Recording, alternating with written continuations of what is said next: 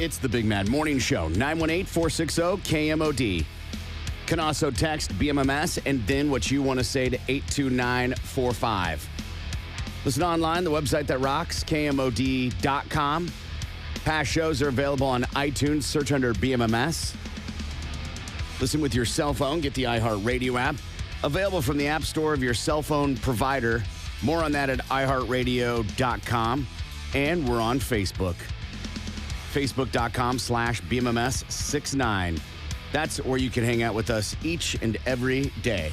Good morning, Lindsay. Good morning, Corbin. Good morning, Gimpy. Well, good morning. Tickets to see Hardy, who's going to be at the Walmart Amphitheater in Rogers on May 30th. Woo-hoo! Get your tickets, amptickets.com. We've got, we're going to try and get to listener emails. We've got to tell the truth. And we're toasting our troops. We need your help, though, because we want you to recommend a veteran who needs acknowledged. Every Monday, for our listeners are awesome, we're going to toast our troops. We've teamed up with the folks from Shiner Bach. We'll highlight a local veteran, and we're going to hook them up if we get them on the air. Case Shiner Bach and dinner for two at Mondo's Italian Restaurant in the heart of Brookside. But you got to be nominating that vet. Obviously, last night was crazy. Yeah. For a lot of people. Mm-hmm. The latest is, this was an update from Washington County Emergency Management at 2:45. There are power lines down in Bartlesville, so you have to be careful if you commute up there or you leave out of there to come to Tulsa. Lines down around the high school, lines over Highway 75 in Bartlesville. The roof taken off the Hampton Inn. Oh, no. Yeah. And, dude, the video footage, listen, don't stand out in a tornado. The video footage, some clown ass standing out, and he decides it's time to hightail it inside when he sees an electrical flash. Give me a login for me. Okay. Sees electrical flash and sees, I'm guessing, the silhouette of a tornado. And that apparently the wind going sideways and the tree losing all of its leaves were not enough warning sign for him. Right. Mm-hmm. And so this video I'm sending you is of inside the hotel.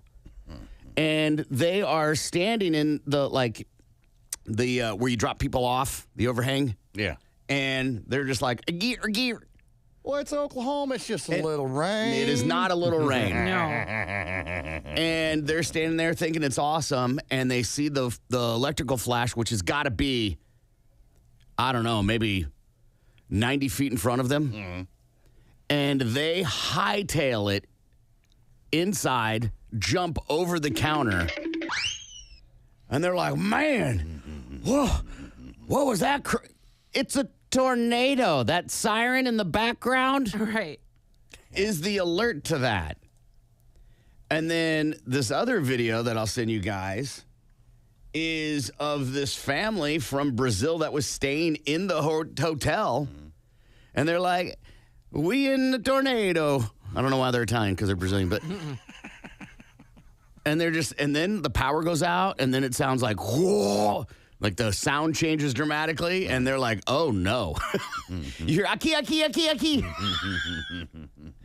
Yeah, it's terrifying. And the poor people in Barnstall, half their town's gone. Yeah. And then I heard this great phrase last night on TV. Bunch of looky-loos were going up there. Don't be a looky-loo. Not today. They're not going to get that damage fixed overnight. It's No. going to take some time. But they had to literally basically, there was so much chaos, so many storm chasers, so many looky-loos trying to see what was going on in Barnstall. They had to put a perimeter around the city to keep people out. Does it really make sense to go out and be a looky-loo when it's dark out? You know? About as much sense to stand outside and look at a tornado. I mean, Right. I get it if the sun's out. You can get an eyeball on it. Oh, wow, look at that. All right, there's a funnel coming. Let's get the hell out of here. At nighttime, you can't see nothing until lightning flashes, and then you get what we had in the first video, people freaking out and running back into the hotel. It's right on top of you. Mm-hmm. Yeah. That it's almost too late. Yeah. I think they're extremely. I think those people are lucky. Oh, absolutely. Those when things are moving, 90, 100 miles an hour, if not more than that. You can't outrun that. The unknown we have about tornadoes still is like insane. Mm-hmm. And so you could easily get sucked out of that. They could have just gotten sucked out. Easily. You cannot outrun. Oh, no. No. Not even in a car. No. And then apparently in the Barnstable situation, my understanding, old folks home got hit, but all those people are okay. Oh, that's good. They got all those people out to safety. Red Cross is on the scene, created a shelter. There is major gas leaks, so they've had to shut off power to the city. They are trying to manage all that. Another problem they're dealing with is the ground is so saturated. Vehicles are showing up, going around power lines and getting stuck. Right. Creates a whole other factor they got to deal with. And that one person, they have confirmed apparently one fatality up there. And I have friends that live up there, many friends that live up there, connected in the city. So it was scary knowing that because I know where they live and it hit right where they live. And we talked about it last week. It's when everything, that town was already struggling the best they could. Right. They're trying to make it happen. People trying to keep their small business going. And then this happens. It just makes it even more difficult. Yeah. But there's insurance for that, and I'm sure there's going to be federal money that's involved to rebuild these towns. So it's not going to be done overnight. Right. And it's not going to be done within a year. But at least there's some kind of hope that these towns like Barnsdall and these other ones that got hit, they can rebuild. Some people will put a fifth wheel on their land and wait and take the time, as Gimpy's saying, and then a lot of people won't. And so, you get insurance money. It takes time. Yeah. And then they go, well, your house was 12 years old and or 23 years old. And, well, Right. Because they don't want to give out their money. Yeah. And so you're right. There probably will be some money, but that doesn't mean you'll get full value. Right. That doesn't mean your life will go back to normal Right. anytime soon. You now yeah, have a new normal. Oh, yeah, absolutely. Yeah. Your life has changed a lot. But instead of just throwing hands in the air and saying, whatever, there is some kind of hope. Right. I'm not saying there's no hope. I'm saying that a lot of people will change venue. Right. And maybe they should. I don't know. Short of more. Right. Right. And we've had a lot of, obviously, so we talked about this yesterday, like weather fatigue and the amount of tornadoes that we have gotten. And most people don't know this, but we have not been a top 10 state for tornadoes for a while. Yeah. I could believe that. In 2022, we ranked 17th Wow. in tornadoes.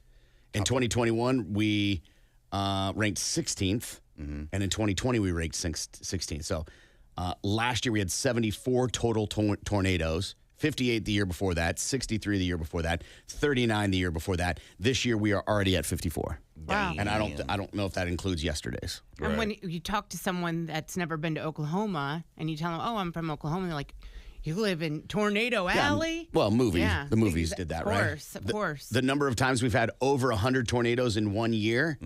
2019, we had 144. Wow. 2015, we had 100. Notice the year. Pay attention to the year differences that start happening. So 2019, we had 144. 2015, we had 111. 2011, we had 119. 2010, we had 103. 1999, we had 145. 1982, we had 101. Then you have to go to 1957. That was for the 100, over 100. We got a good 30-year span. So it was, there was some big gaps. And then in the last 13 years, we've had 3 over 100 years. And this is 100 tornadoes. And we're already looking this year to have over 100 again. That Mother Nature's just making up for lost time, man. Typically, June is when we see a slowdown, but it is not uncommon for tornadoes in August and September. Some of the biggest months in some of the years were in those months for tornado outbreaks. So you can't just go, well, it's June. We're good. No. When the government controls the weather, anything can happen. 100%.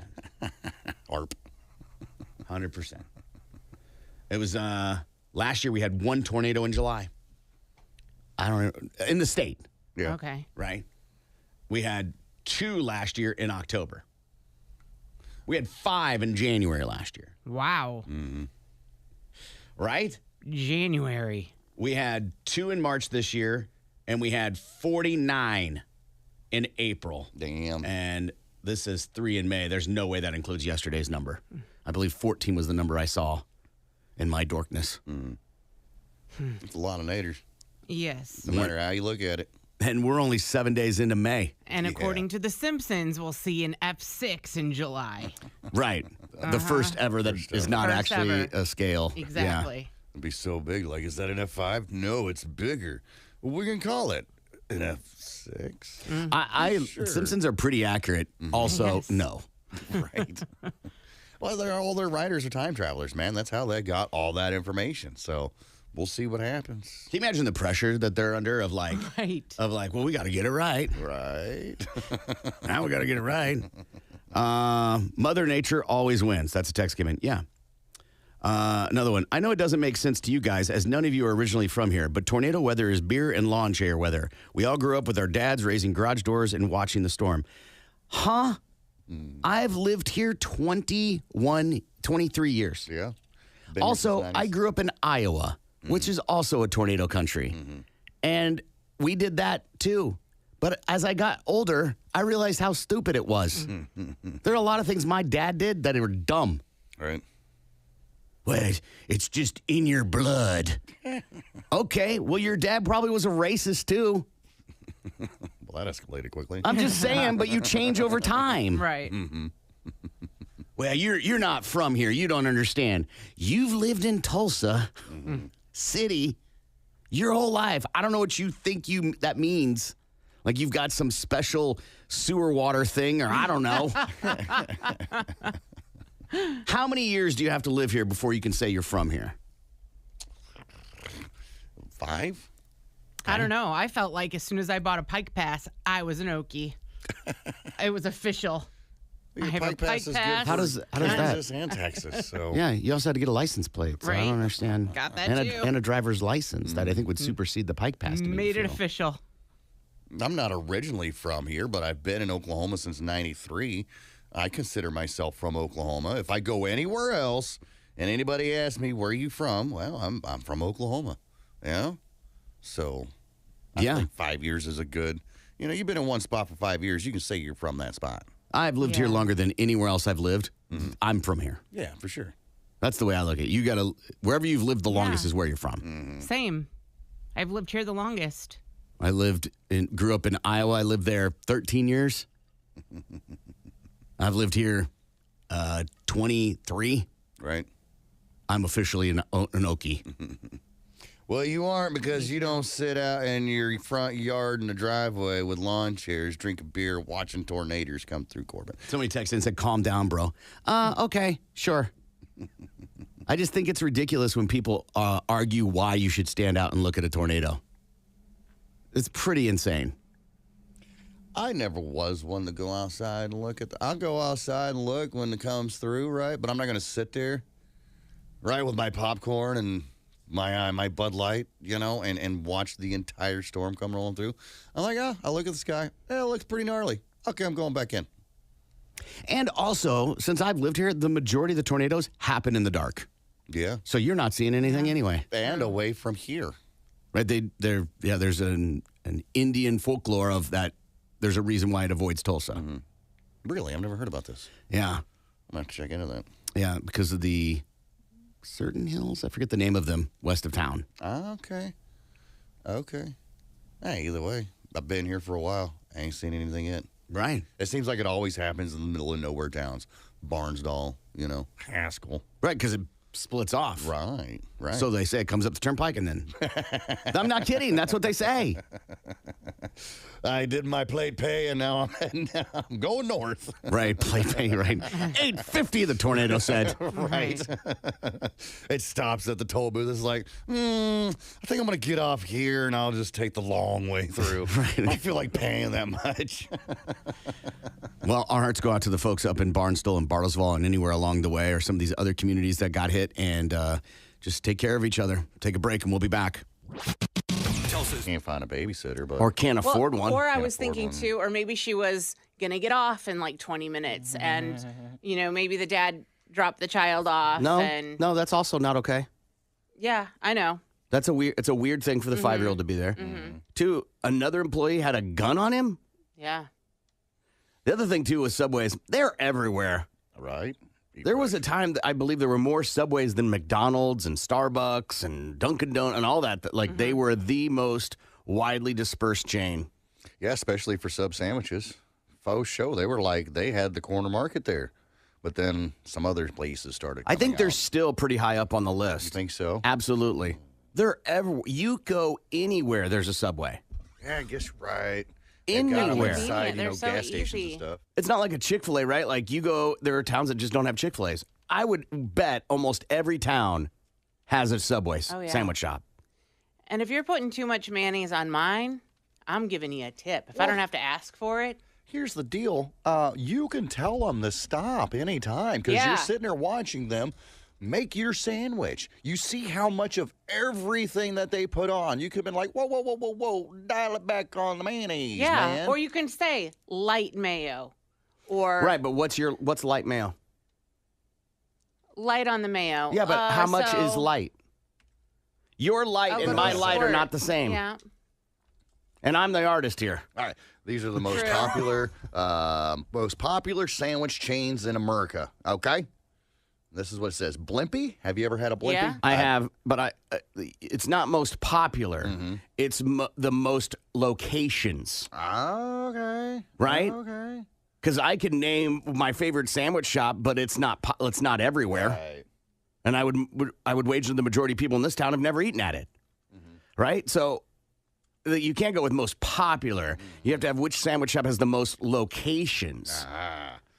Largest sandwich chain in the U.S. Oh, here we go. Fun. This is as of 2020, so it's a couple of years old.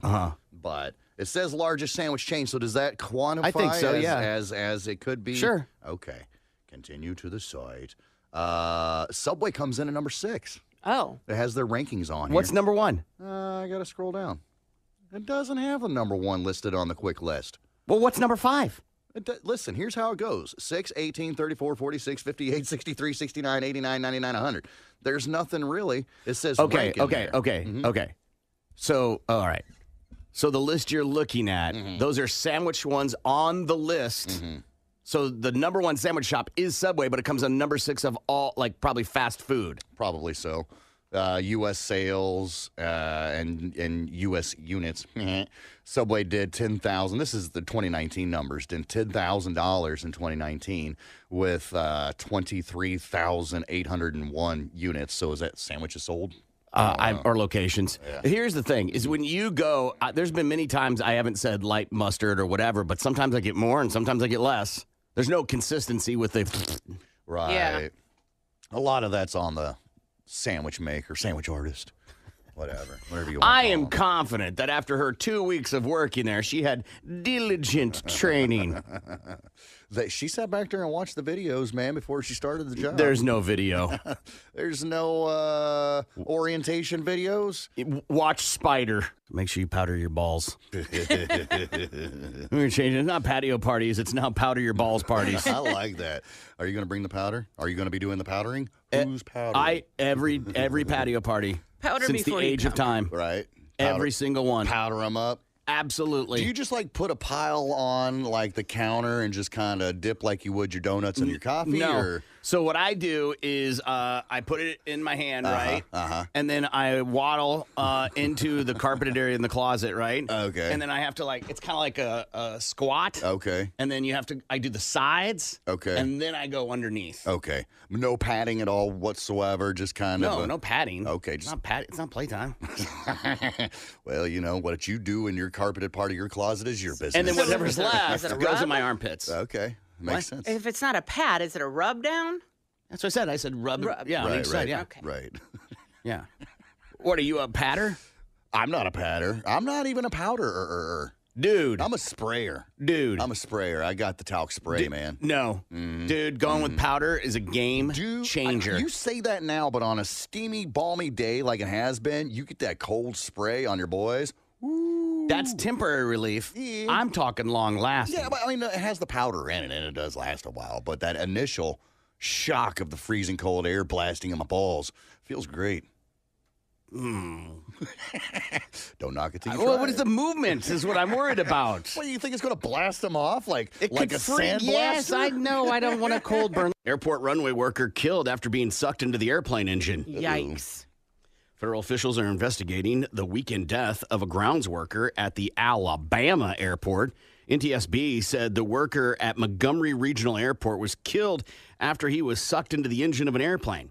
It happened Saturday afternoon, according to the NTSB. The American Airlines plane had just arrived from DFW when a ground support personnel was ingested into the engine. The unidentified worker was employed by Piedmont Airlines, which is a subsidiary of American Airlines. So, if you look at an engine, when it's not moving, it's got the little curly Q. That is on there to know if the plane engine is on. Well, that makes perfectly good sense. I guess it didn't work for this guy, though. He may not have been present that day or skipped that part of the training Right. process. I wonder what that is. Dude, I don't even think you probably have time No, you don't feel anything. to. And does it? So when I was in high school, we had a family friend that owned a chicken farm, and during chicken harvest season, we would go and he'd pay us, and you make good money, right? Yeah. And you load up just the females, you don't load up the males, but you have to kill the males, and you're supposed to pop their necks and throw them in one of the cages, and then they get collected later, right? Yeah. Okay. Yeah, makes no sense. I'm sorry, cancel me. I don't know. I'm just saying that's the way it worked. Some of us, not me, would throw the chicken into the industrial fan. That chicken into the industrial fan, which are those big. Boom, boom, boom, boom. No, not me. Have you seen my throws? I would never do. Listen, Pepsi bowling champ of the 8th That's grade. not throwing. You gotta throw a ball. It's rolling. Whatever. You rolled that rooster on into the fan. And it kind of the point being is it would stall the fan wouldn't just keep running. Right. Right? Like it kind of would. Yeah, bog Yeah. down a little bit. Yes. Yeah. Is that happening with an airplane engine?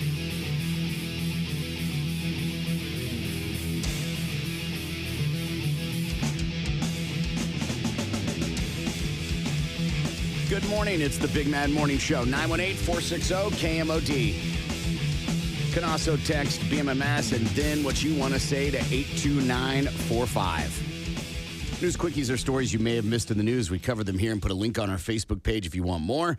Facebook.com/BMMS69. It's time for news quickies, world news, local news, and news that just makes you say, what the Now here's Corbin, Gimpy, and Lindsay with what's going on. News quickies from the Big Man Morning Show at 97.5 KMOD. Man ordered into anger management after throwing salami at a woman. This happened back on New Year's Eve at a New Year's Eve party in the Villages down in Florida, where a villager named Patrick Thomas Heelig, who is 57 years old, has been allowed to enter into a pretrial intervention contract that could enable him to escape prosecution on charges of battery and resisting arrest if he lives up to the terms of the contract, according to a document on file in Sumter County Court. He must complete 12 hours of anger management and must have only peaceful contact with the woman he attacked.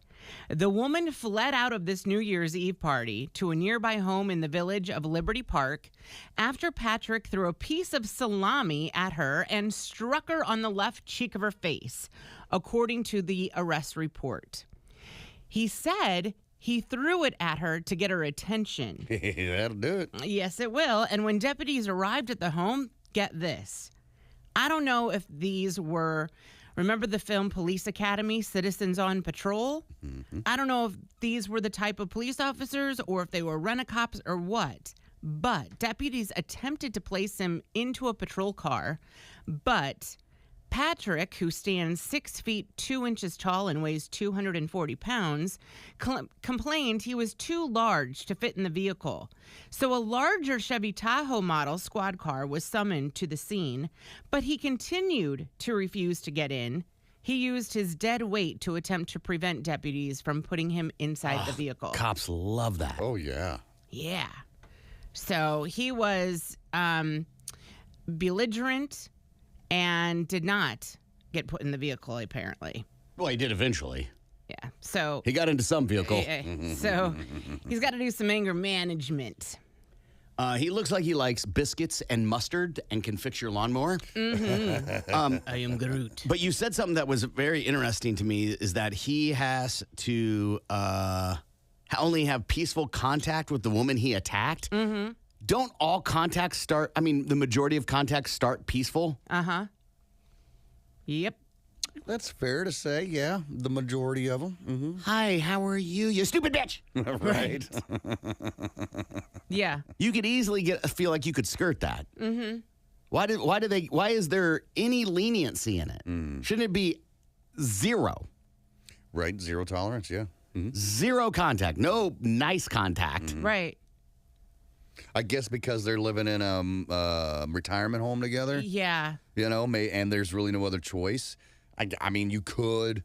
You could expel him from the retirement home.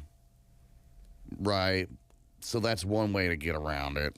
If a bunch of old people live in one home, one house, they're not relatives, but they live together, is that domestic violence? I guess it could be. I think it is, right? Yeah. If you live in a living facility, it's all one roof, old people, is that domestic violence? Well, that's kind of like living in an apartment, right? It's still under one roof, essentially. There's just different rooms divided by walls and doors and such. Yeah. So I kind of look like an apartment complex is like a strip mall, and old folks' living facility is like a mall. Okay. Yeah. All right. Full of malls.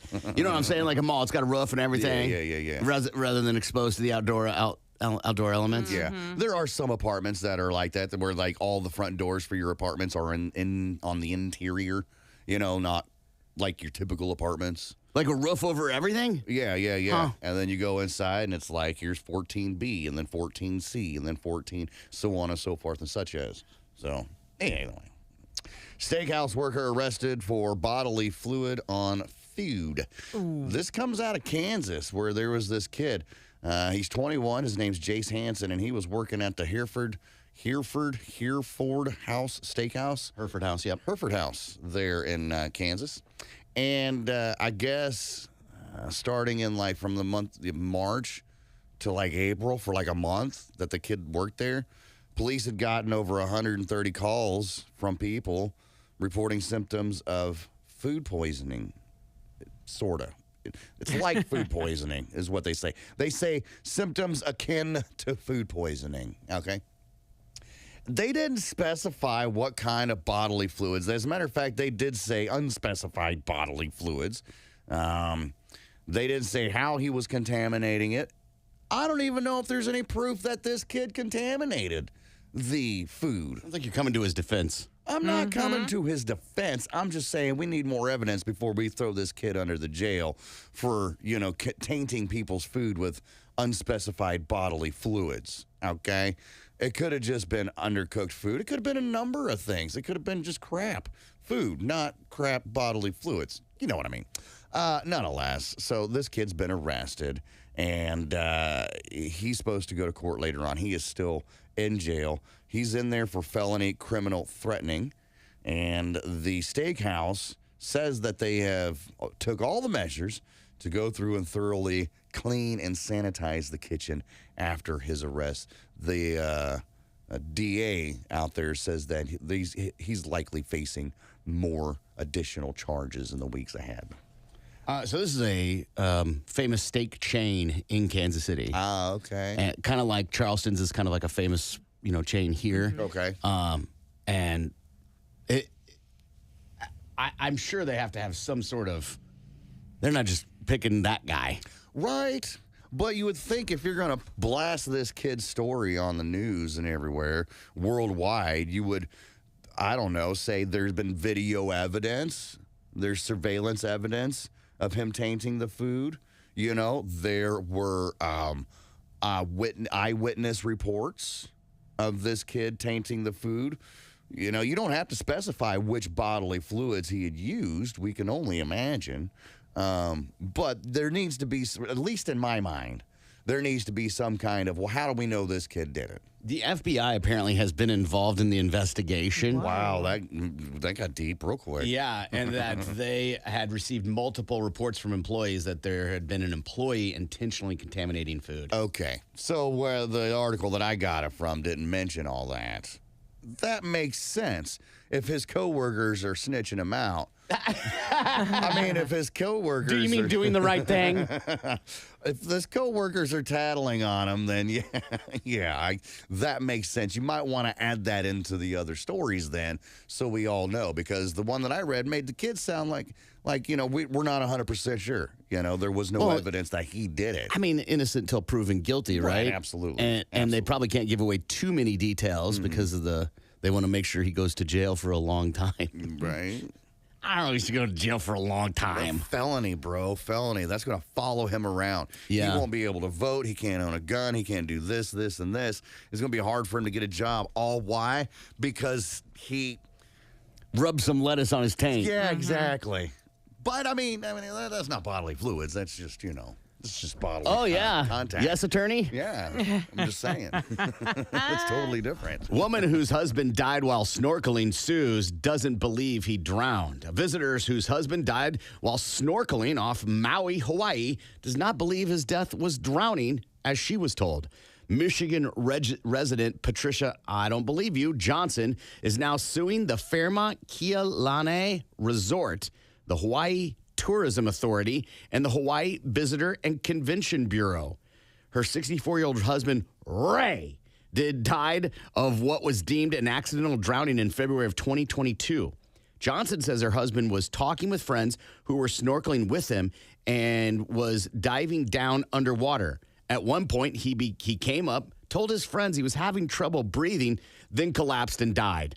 Johnson believes her husband actually died from rapid onset pulmonary edema. The lawsuit says the Hawaii's travel entities have failed to educate the public about the condition, also called ROPE, causing an important public health concern. Now, upon my research, because I'm a dork, I went in and found it is about, in the most extreme cases, 10 people a year that die in the United States in scuba-related accidents. But in Hawaii, overwhelmingly, without a shadow of doubt, the number one cause of death in Hawaii is drowning, especially people that are tourists. Right. Because you go visit and you think it's all fun and games, never been in the ocean, have no idea what you're doing. You took a 2-minute primer class. Right. Or whatever. And then you have things like this happen. The part I don't understand is I thought you had to have a scuba license. Scuba Steve. I thought you had to have a scuba license to do this. And if you have a scuba license, I would think that you would be educated on the effects of this. Well, isn't there a difference between scuba and snorkeling? Yes. Sure, snorkeling's just the thing you kind of stay near the surface. Scuba, you go under, and that's what you need the license for. Right, exactly. And this lady's husband was just snorkeling from what you said in the story. So he's not really scuba diving. He's snorkeling. And he probably went under and panicked and sucked in a bunch of water and did drown, you moron. No, it does say a visitor whose husband died while snorkeling. That's what the article says. And then later says says they were snorkeling with him. Yeah, so I don't know. I guess and if you went down deep enough, maybe. Right. Right. You would get that? Yeah, I've never snorkeled a day in my life. I've never scuba either. But I feel like, because I know, like, I've seen snorkels, right? I guess I have half-assedly in a pool one time, but nothing quite like this. But you got to keep the tube out of the water, man. You don't have to. Well, I went snorkeling, and you can go underneath. A lot of people go under. With it, yes. And you hold your breath for a certain, then you can use that to blow the air out, and then you resurface back up for more air. Maybe that's what he did, and he just, didn't resurface in time and just... That could have been. And then is that... But he was on the boat. He was, like, talking to people and then... And then died. So he wasn't in the water when he died then. Correct. Well, then did he really drown? If you have water in your lungs, that's drowning. I guess. Huh. Just like people that die, that vomit and aren't on their side. Right, they drown on their own vomit. You're drowning. Yeah, I guess you're right. But suing feels like when someone dies, especially someone you love a lot, and you feel like there's an injustice happening. Absolutely. You're going to sue everybody. Just see what you can. Mm-hmm. I don't think I've ever heard of a story of someone drowning, though, after speaking and being coherent. Yeah, I don't know. I don't know. Interesting. I mean, But she might have a case here. Well, but then the definition is what's talking, right? Was he like, yeah, Right. is that talking? Or was he making coherent Yeah. sentences? Yeah. Was he giving a thesis on, Right. You hear he was talking and you're like, hey, how are you today? We should go get some Hereford House steak after this. Right. Hold the Right? bodily fluids. Yeah. Right? That's what you hear talking. You think that's what was happening. And they were like chumming around. Right. But if he's like, hey, can't Right. breathe. Right. You're going, he was talking. Right. Which technically he was, but, Not okay. Not in a way that is perceived.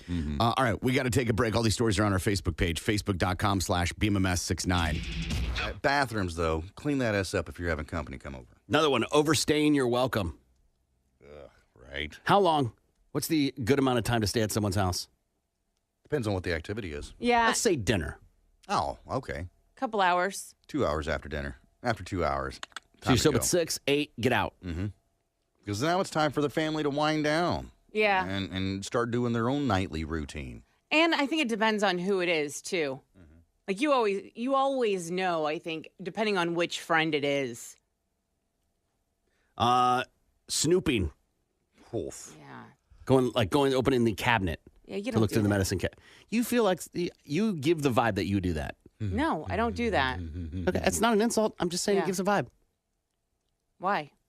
What Because gives you're you that nosy. vibe? You're very nosy. What makes me nosy? Well, you'll walk into a room when a conversation's happening going, wait, what are we talking about? Oh.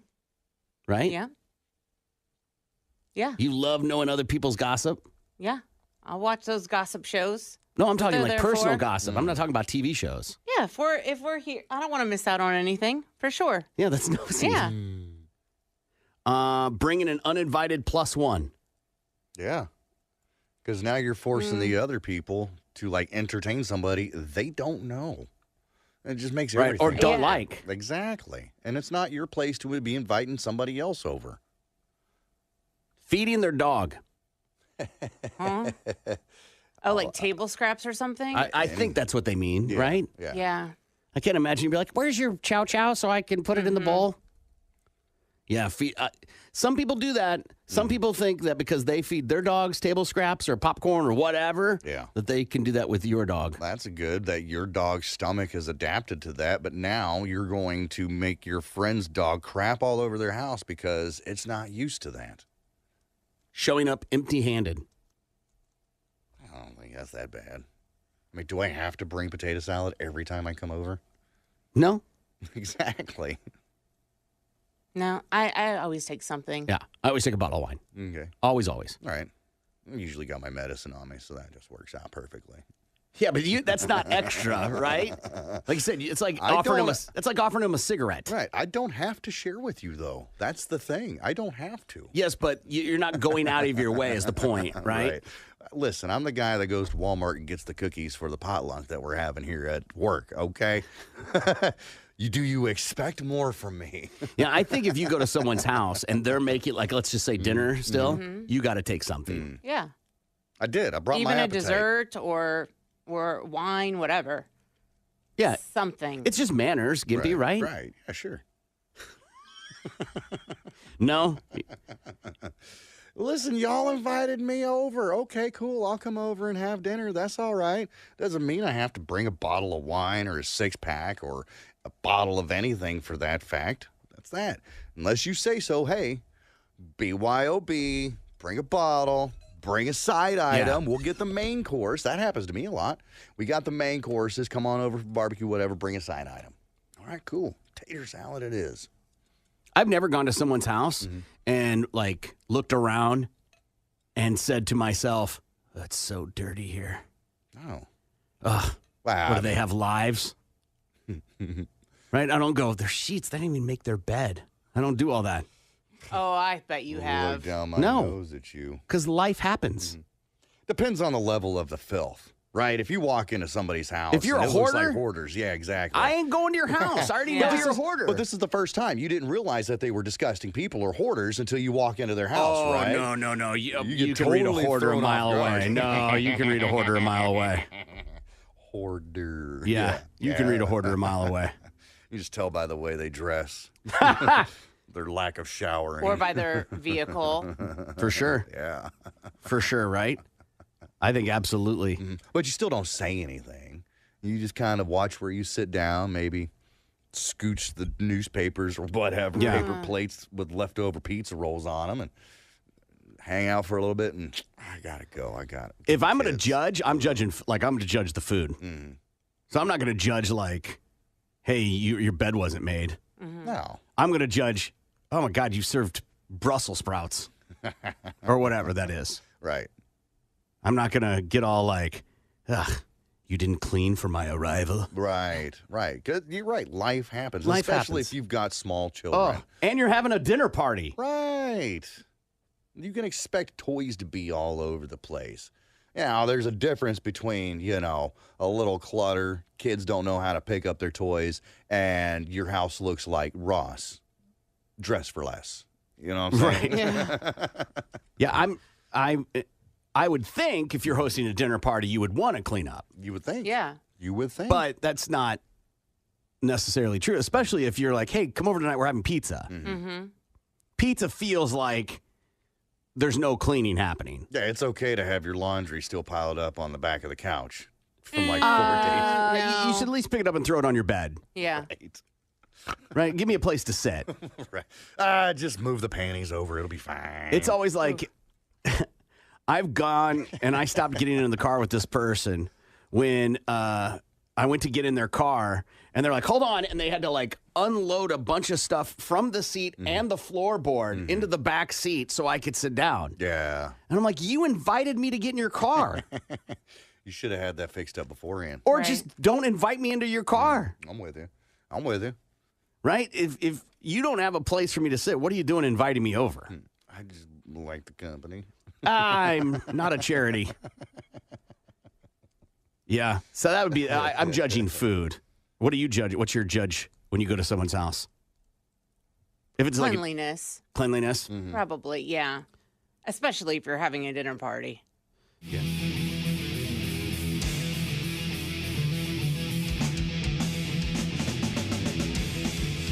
Good morning. It's the Big Man Morning Show, 918-460-KMOD.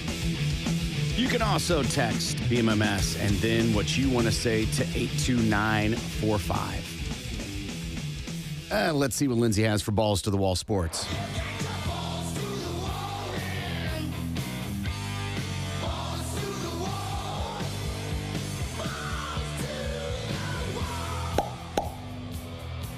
The Patriots are still looking to make one more significant hire. According to CBS Sports, New England is searching for a top executive to run its football operations department.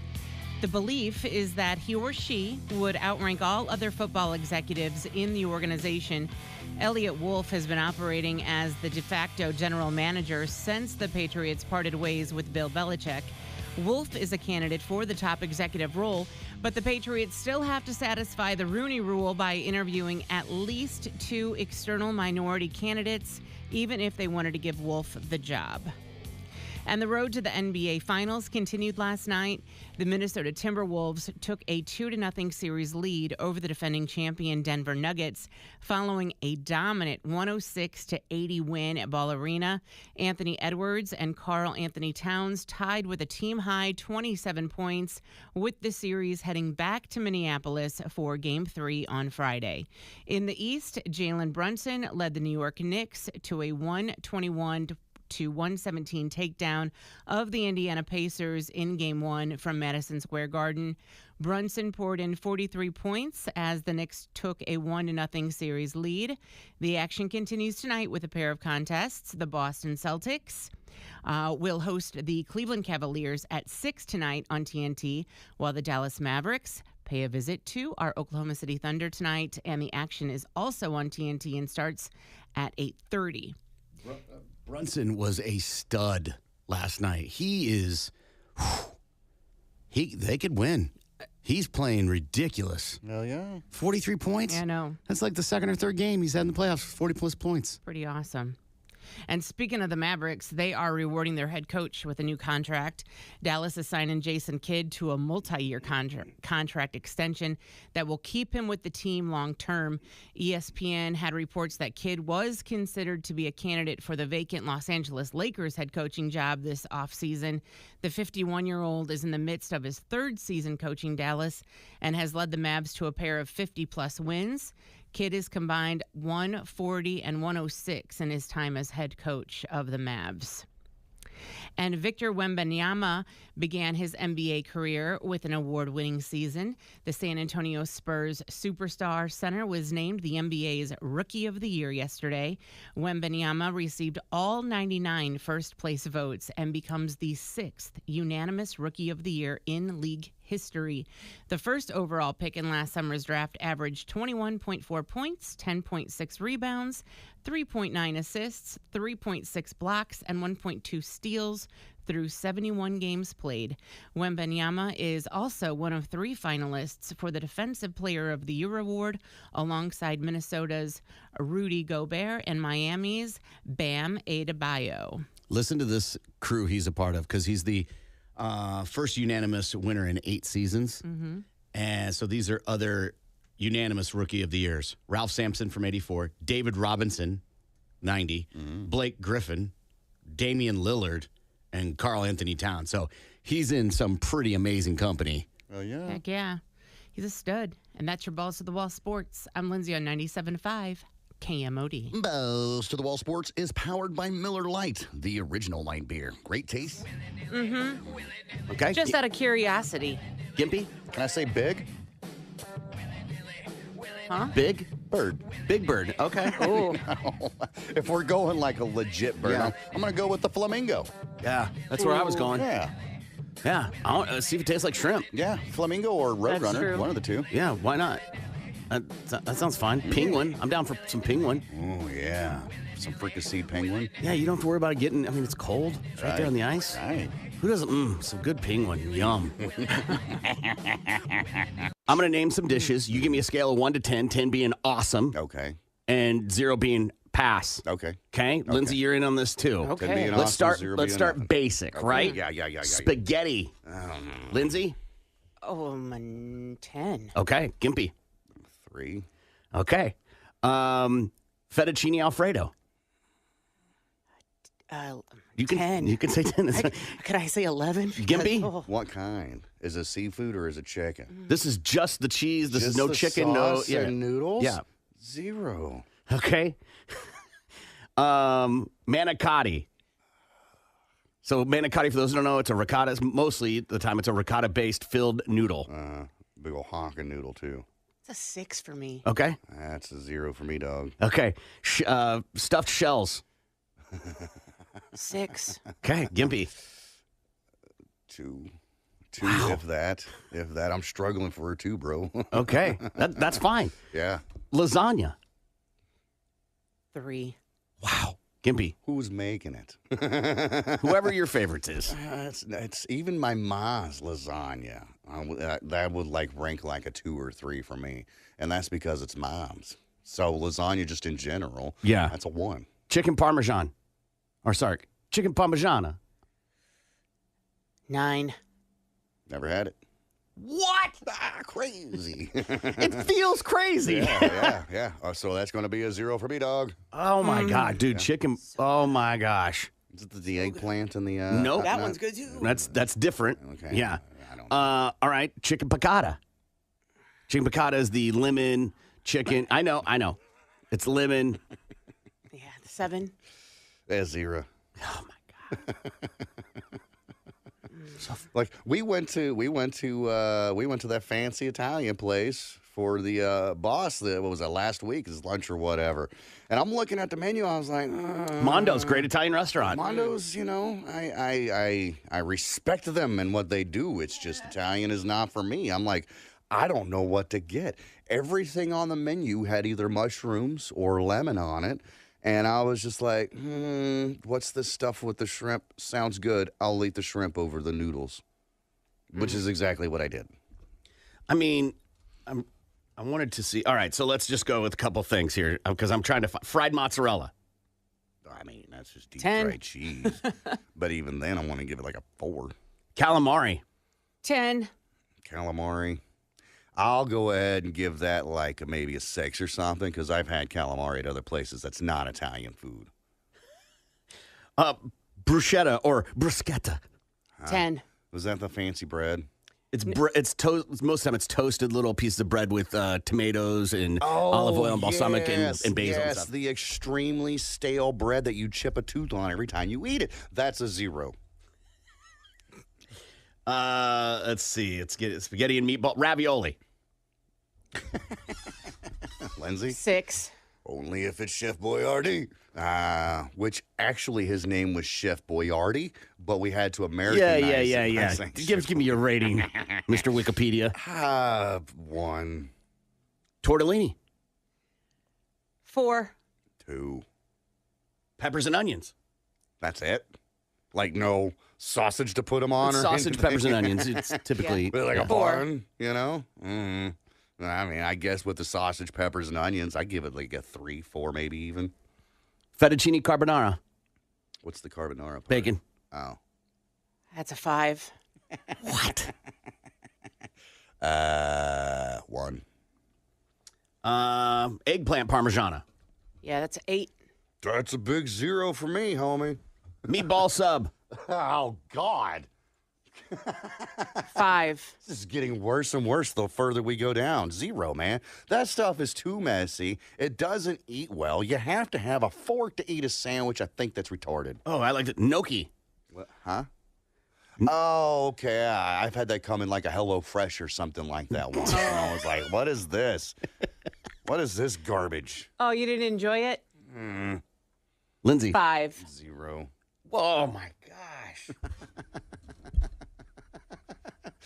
I know it sounds crazy, but like when it comes to like the Big Ten of restaurants and foods and stuff, Italian's at the bottom of that list for me, man. Somebody texted in and said, you think Zio's is delicious? You got to try Luigi's and Sky Took. So authentic. I think it's run by the actual Italian mob. I've had Luigi's and Sky Took. It's fine. Mm-hmm. It's fine.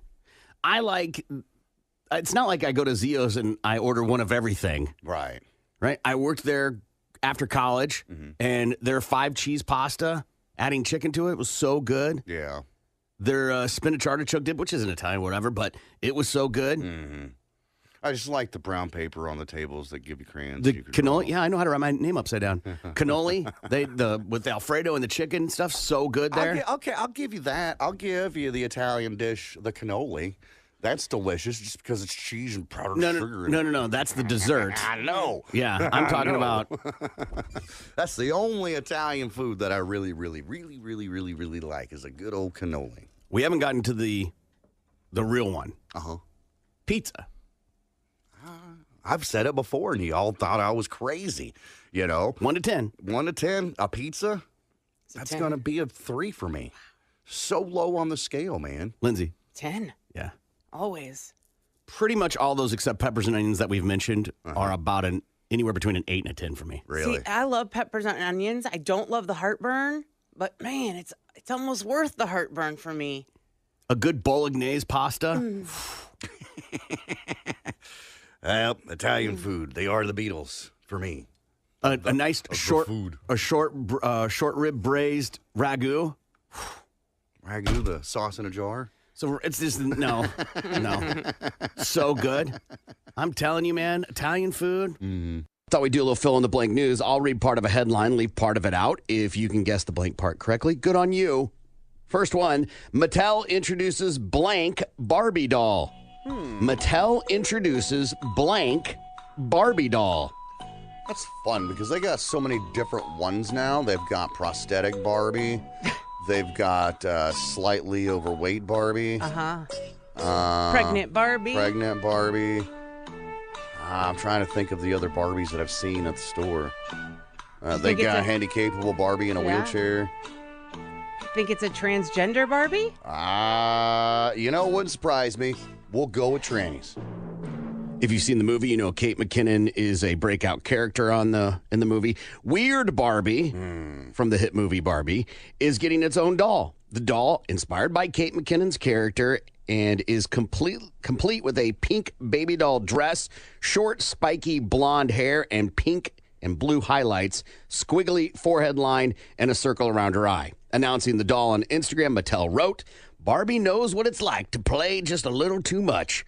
The Barbie movie has earned more than $1 billion at the global box office, making it the first film solely directed by a woman to ever cross that mark. Funeral Home is offering blank-themed coffins. Funeral Home is offering blank-themed coffins. I saw this and I thought, okay, come on now. I have no idea what you're talking about, so In good number Marvel Barbie themed. You nailed it, nailing Well, the that coffin. ruins the What would entire you- time limit that we have. What left would here, you want your coffin to look like? but Not Barbie. Well, neither would I, but that's what people are supposedly paying for. Barbie, But you're not pink. Barbie fans. I am. Right. I love Barbie. But Sure. Do you have anything Barbie themed in your home? No. Okay, then Absolutely not. But that's the point, right? Yeah. Is that it would have to be something you're a diehard for. Yeah. Right. Mine be like.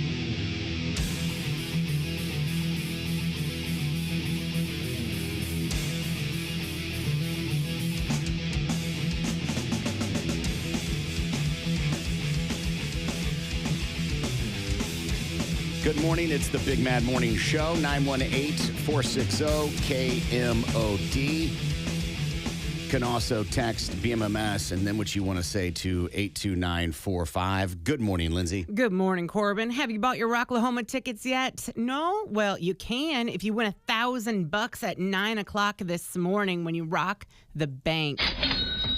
Listen for that nationwide keyword, and when you hear it, go to the website that rocks. Enter it online at KMOD.com for your chance to win $1,000. You can spend it any way you want to. You'll have 8 more chances throughout the day to put $1,000 in your hand. Good luck to you. Good morning, Gimpy. Good morning, Corbin. If you're a veteran, we would like to toast you. All month long, we're highlighting vets every Monday for our listeners are awesome. And we want to hook you up with a case of Shinerbach and dinner for 2 at Mondo's Italian Restaurant in the heart of Brookside. All you got to do is sign up the website that rocks, KMOD.com. Maybe you're not a vet. Maybe you know a vet and you're like, hey, this person needs to be highlighted. You can nominate that vet as well. Right there, contest page. You'll see it. Toast our troops. Fill out the info. Boom. I might get a hold of you. So some of the first photos are coming in from the damage up in Barnstall. I just sent you guys 2 of the photos so you could see them. Obviously, they're still doing search and rescue for people, and they don't want people going up there. Let emergency personnel take care of everything. And the footage that I'm seeing is pretty intense. Yeah. Yeah. It looks to be quite devastating. I mean, trees with nothing on them down to the big branches. Yeah. I was sitting I was sitting in the garage smoking yesterday. It was right before bedtime, like 8 o'clock or whatever. And I knew that these storms were coming through, right? Keeping an eye on the weather. And we're like, all right, it's going to be about 10 o'clock before it hits us, okay? And I'm sitting there, and I've got a garage full of bikes. And I'm like, well, how can, because I was hearing stuff like grapefruit size hail, stuff like that. I'm like, grapefruit size, huh? That's a big bitch right there. Oh, yeah. You know, that'll do some damage to a car. And listen, my car isn't exactly the greatest, but I would like to be able to, if I need to, drive it to work without holes in my windshield, you know, or windows still intact. So I'm looking around, I'm like, God dang, how can I Jenga this or Tetris this garage to at least get my car inside as well and still be able to shut the door. I came to the conclusion that there is no way at all whatsoever. And if the storms came through and took my car away or at least beat the holy hell out of it, there is absolutely nothing that I could do about it at all. Well, like you said to me the other day, more hail damage Right. on your car. Right. Yeah. Bartlesville Public Schools are closed today. They're not doing virtual or anything because of the power outages that the city is facing. And just, keep those people in their thoughts and prayers. And KMOD is probably some of the only sound they're getting from first responders' cars or their cars or visitors' cars or whoever that's helping them. And so we're going to try and keep going forward. And we may talk to some people about it. Just depends on how that stuff plays out. But I have the most disturbing movies people have ever watched. Nice. So think of a movie for you that's one of the most disturbing movies you've ever watched. I got it right here already. Oh, go. Human Centipede. That has got to be by far the most disturbing. All three of them, 1, 2, and 3. The most disturbing movies I've ever watched in my life. Okay. Lindsay? Kids was very disturbing for me. Yeah, I didn't find that movie too disturbing. It was, very lifelike, of course. Yeah. But on this list, Threads is on here from a movie from 1984. It's the effects of a nuclear holocaust taking place in England, and then the long-term effects and people with like part of their face burned off and stuff like that. I've never seen this movie. Being it from 1984, there's a good chance I'm not going to see it. Well, you can watch it on Tubi for free. Sure. I know what I'm doing when I get home. Another one on this list of most disturbing movies, a movie called Come and See, and it's not 9. And this is about an anti-war film that takes place in Soviet the Soviet war era, and it's got some Nazi atrocities that happen to it. It was banned in some places because it's seen as too depressing. Yeah, I think I'm out on that one. That one you're not going to watch on Tubi, Well, huh? no. Well, one, it's on Amazon Prime, but still, like the cover, it has like a soldier and it's got a gun to this kid's head. Yeah. And I'm like, And the fact that you said it was depressing, is kind of what slows me down from it. I mean, The Notebook's depressing. I have never saw that movie. Marley Never and watched Me's it. depressing. Never watched that one either. I saw a great meme yesterday, and it was like, the number of you people that won't watch a dog movie that dies in it because it's too sad, but you'll sit there and do serial crime podcasts where people kill like 27 people. It's what puts us to sleep at night. Psychopaths. The other one that is on this is a movie called Hereditary. Oh, yeah. Do you know this movie? Yes. Okay. That is the one where Colette, what's her name? Something Colette. Toni Collette, yes. She's the mom, and she moves back into her dead mom's house, and she's got her kids. The spoiler alert, her daughter gets beheaded while her son is driving a car. It is the most disturbing part of that movie.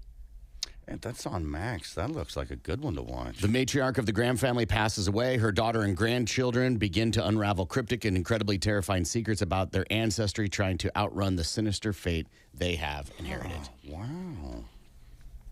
Wow. Tusk. Dude, that one's a weird one. Weird movie. Is that the one where... Most disturbing? I don't know, but weird for sure. Justin Long. Yeah. Trying to keep his life going. Yes. He enters into the Canadian wilderness to interview an old man who has an extraordinary past, and the American learns the man has a dark secret involving a walrus. Did he bang the walrus?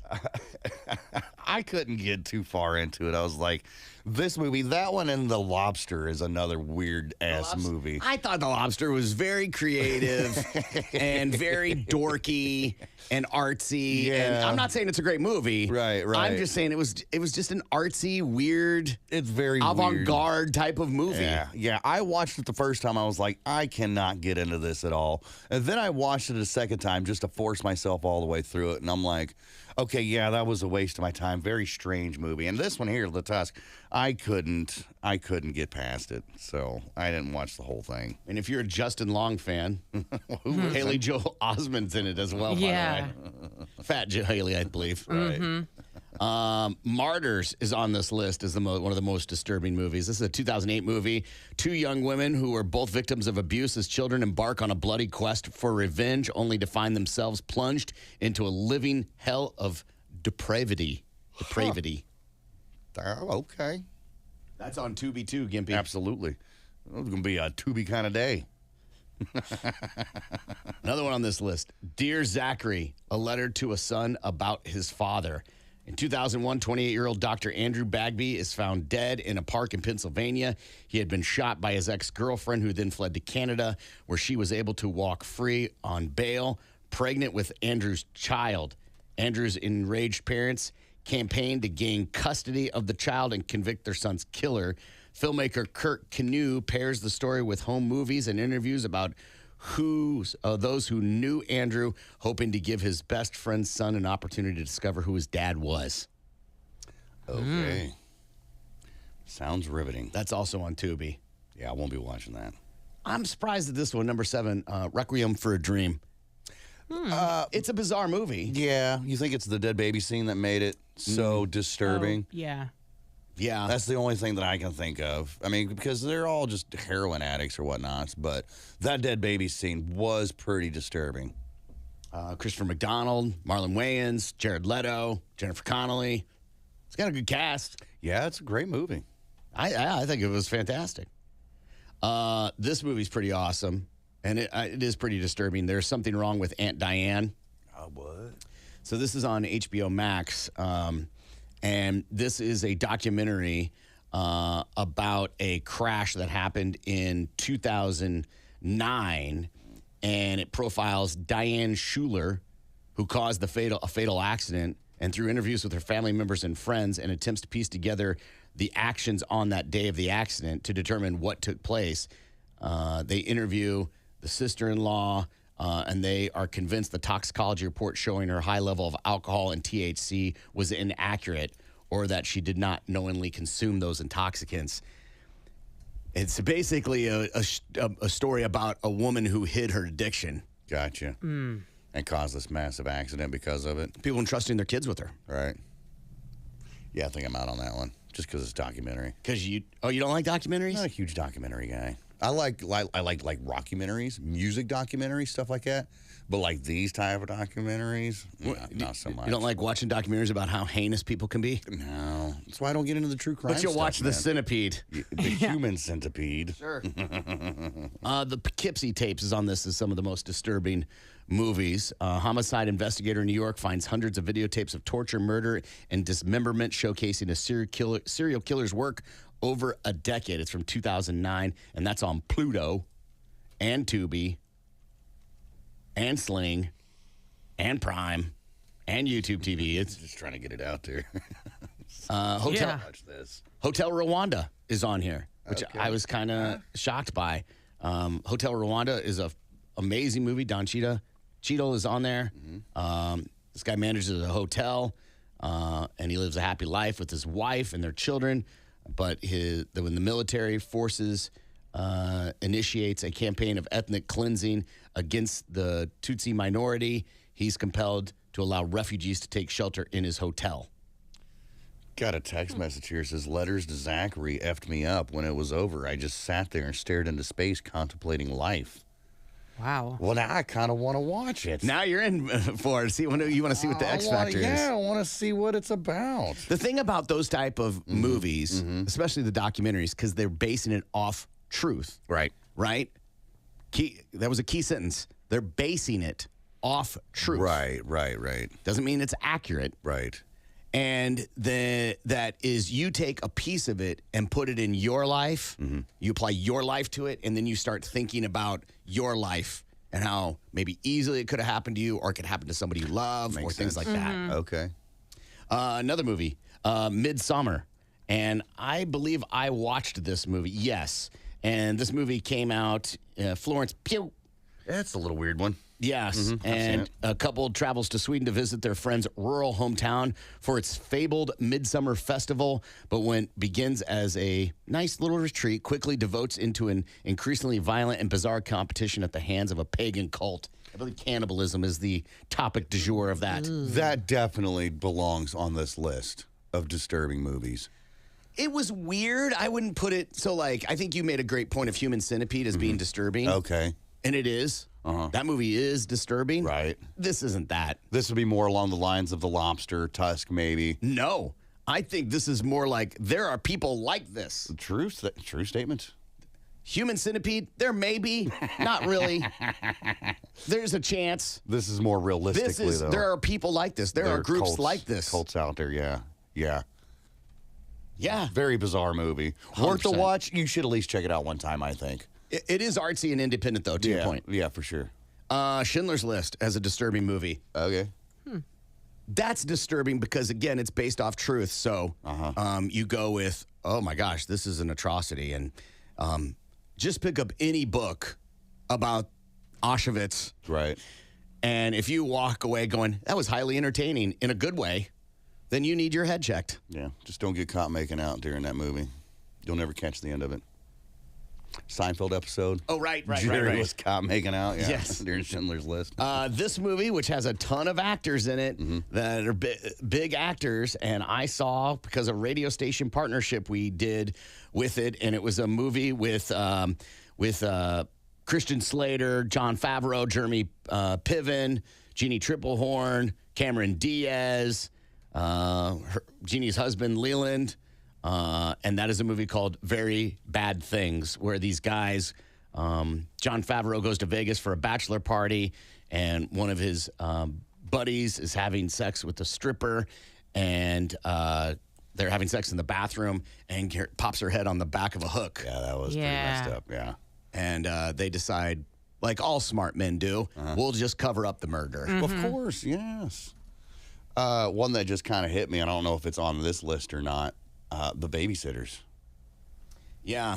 For those who don't know, that's not on this list. That is a movie about some high school girls who babysit in the neighborhood or the community, but also decide they're going to start being escorts or prostitutes to the dads, and the dads pay money. And so when they drive the young girls home after babysitting, they then bang the girls. And then it all culminates to a point where they go to one of the guys' cabins with all of the girls, and there's drugs and alcohol, and one of the girls goes because they need an extra girl, and she isn't having a good time, but they're encouraging her to do it and peer pressuring her. And at one point where I turned it off was, Mommy, I just want my mommy. Yeah. Yeah, it's disturbing. Moving on. To me, that's more disturbing than Requiem for a Dream or Midsummer. For sure, 100%. Probably, I would even say more disturbing than the Human Centipede. You know, just because of that one, the whole thing, honestly, with that one scene, you're absolutely right. That's the point where I'm like, no, we good. We don't need to be watching this anymore. Another one on this list, got a couple more. Bad Boy Bubby. What? So this is a movie from 2005. After being kept prisoner in his home for 35 years, a man accidentally kills his parents and escapes into the real world. Was there a remake of it? I don't know. Because this one says 1993. That's why I asked if there was a remake of it. But the cover looks... Yeah, 1993, you're right. That guy looks crazy. Yeah. Okay. It's on Tubi, too. There's a theme. Yeah, there is. Then the last one on this list is for sure the weirdest movie I have ever seen, and that is Mother with Jennifer Lawrence, Javier Bardem, Ed Harris, Michelle Pfeiffer. I mean, there are some stars. Kristen Wiig is in it. There are some stars in this movie, and it is a bizarre movie about a young woman who spends her days renovating a house she lives in with her husband in the countryside. When a stranger knocks on the door one night, he becomes an unexpected guest in their home. And later, his wife and 2 children also arrive to make themselves at home. Terror soon strikes when the wife tries to figure out why her husband is so seemingly friendly and accommodating to everyone but her. And at one point, when they eat a baby, I turned it off. Yikes. Yeah, I still have not seen that because of that. Yeah, that's the one you're talking like they take that baby and then pass it around and then rip it to pieces. Oh, yeah. my goodness. Yeah. I have yet to watch this, but Some text coming in. I love Clockwork Orange. Okay. but I didn't think it was that disturbing. A little weird, maybe. Weird. It was disturbing, like Shining's disturbing, right? Like sometimes when you watch a movie, I feel like I'm being pulled into the story and I know it's a story. Right. And then sometimes I watch them and I go, this feels real.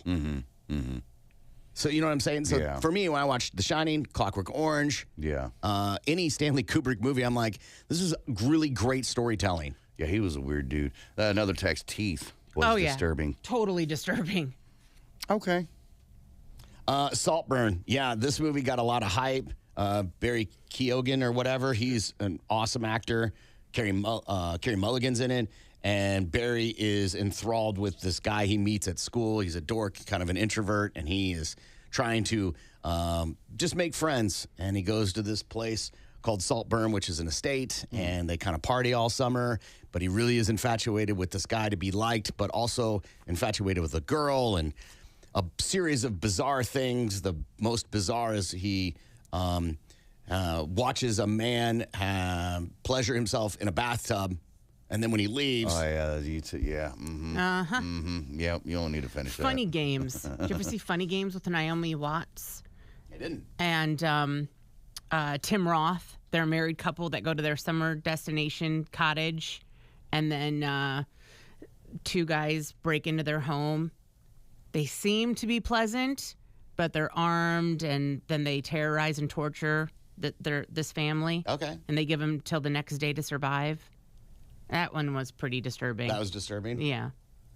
There's another one with very similar movie with the wrestler John Batista, and he is like plays a nice guy in Knock at the Cabin. Oh, yeah. But I didn't find it disturbing. No, that was an M. Night Shyamalan film from last year, I believe. Okay. I don't typically go stay in cabins where it's the only cabin around. Right. There's nothing else. Yeah. Worst Airbnb ever. Yeah. There's a new James McAvoy movie coming out, Speak No Evil, coming out this summer.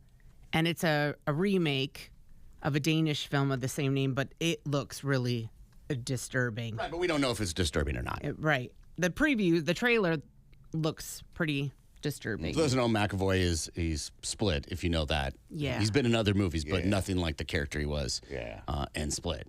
So there you go, disturbing movies. We're going to take a break, and we'll be back. Tulsa's Morning Show continues next. The Big Mad Morning Show on Tulsa. It's going to be a thing that comes out like it did with Bob Barker, that he had to kind of step away because he old. He like a miscusi. Oh, Yeah. I didn't think about that. Yeah. He, well, it was a different time then.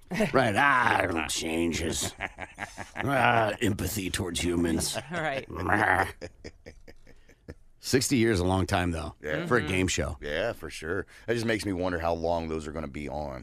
Are they going to keep doing it? They're going to revamp it, make it different so they can keep that name going? Because really, that's all that people are going because of the name. People were watching because of the name, because they watched it growing up, you know. Everybody knows that when you're sick and you're staying home from school, you're watching The Price is Right. Yeah. You know? I think shows like Price is Right is a different game show, obviously, than than like Jeopardy or Wheel because they have to technologically evolve. Okay. They have to evolve the show and the games. Right. You can have some classics, but you've got to introduce new games on Price is Right because technology changes and people's understanding of things changes. That makes sense. Wheel of Fortune, it's spin a wheel, earn points. Now, the how same they game. derive the letters and things like that, or on Jeopardy, can obviously change. But overall, it's the same game.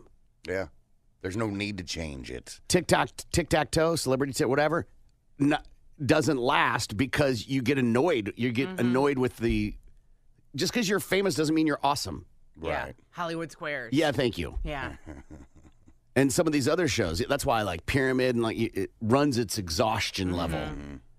That's why they don't do just Celebrity Wheel of Fortune. You want to see people that are like quote unquote you win. Right. It gives you hope Absolutely. and a chance that you could be on that show someday and you could win that money. The number of people that are like to know someone to be on Wheel of Fortune is rare. Think about all the times they come through and recruit people, and then how many people from here actually get on the show? Not very many, if you think about it. So where do those people come from? Well, they recruit people. Some are up and coming actors. Like they tried because they have to fill it. Lindsay's tried to be on game shows before. One of the hardest parts about being on a game show is that you have to fly out on your own, put yourself up, and you might get on the show. Right. They don't pay for you to be out there until you finally make the final cut. And when you're on the show, you might just get the minimum, which is like $1,000 now or something like that, which you're like, that's a lot. It is a lot. Not after hotel and airfare and expenses. In California. In anywhere. Yeah. You go to any hotel, you're not gonna, even if you're gonna stay at the Comfort Inn. Right. And if you are, it's still $200. You're there a week. That's $1,000. It doesn't matter where it's at. You ain't staying at the Sunnyside Inn with the satellite dish painted yellow. Right. With all the crackheads and whores. Well, I mean, you can get that anywhere, any hotel, right?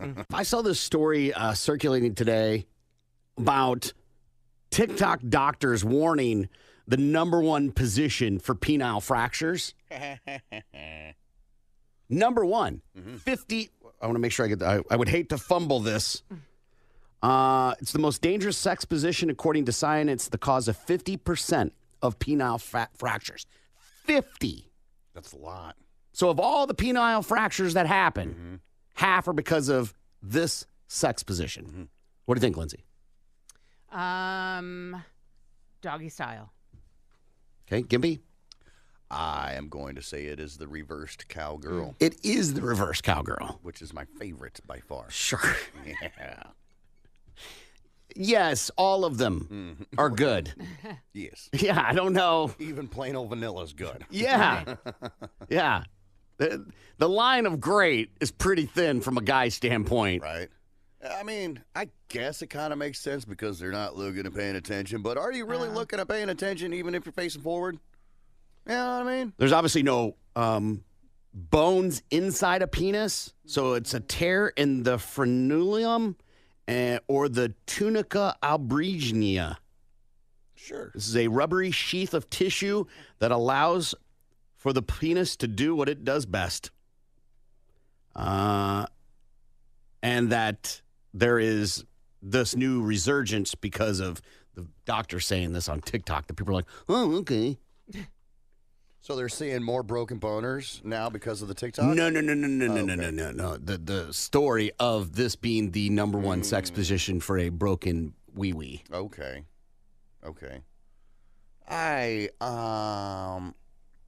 I've never had a fractured penis, so I don't know what that would be like. It's not fun. I mean, it didn't break or anything. You've had a fractured penis? I don't want to say fractured, but, things didn't work out the way that it had, and it should have zigged when I should have zagged. You know what I mean? I'm glad you're saying this. I was hoping you would say this. Yeah. How would you know you have a fractured penis? You would have to go to a doctor to know for sure. So, I'm pretty sure, I'm just making an assumption here, that Gimpy did not go to the doctor in regards to his penis situation. No. So it's a self-determined diagnosis. Yeah, you know when you break an arm or a leg. When I slipped on the smallest patch of ice in the parking lot, there was an audible pop. That happened. And that's how I knew that I'd broken my leg.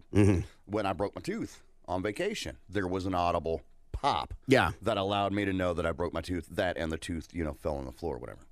So when that happened, there was an audible pop that led me to believe that, like, oh yeah, this is definitely like I said, it wasn't broken or anything because there is no bone to break. It hurt. It hurt, and it was out of commission for a couple of weeks, and that sucked. Sure. But you're right. I didn't go to the doctor and be like, doctor, I think I broke my Peter. Yeah, there's plenty of people that break bones and don't know they've broken a bone. Right. Right. There are players, football players, that run on broken legs and don't know that they're broken until later. Okay, so to me, broken and fractured are two totally different things. Like a hairline fracture, a small fracture, you can still perform with a fracture. But like when I broke my leg, it was broke, floppy doppy. Yeah. There's no way I could stand on it. You know Penile fracture is this term. Yeah. But people say the same thing. Yeah, say it's fracture and broken, kind of, unless you're a medical doctor using it looks like you have a fracture or you have a broken arm. Right. So with that, Because doctors talk serious. That's why this voice works. So when it comes to the penile fracture, I just said, most people can work through a fracture, a hairline fracture. There's no working through that one. That's just too sensitive of an area. Yeah. Yeah. Well, how does it get fixed? You just ice. Good morning. It's the Big Mad Morning Show. 918-460-KMOD. Let's play a game because we got tickets to see Hardy, who's going to be over at the Walmart Amphitheater in Rogers. Tickets available at amptickets.com. We're going to play Sing Sing. Current record is? Well, it looks like Lindsay and I are tied up with 6, and you have 3. Last week's winner. That would be Lindsay.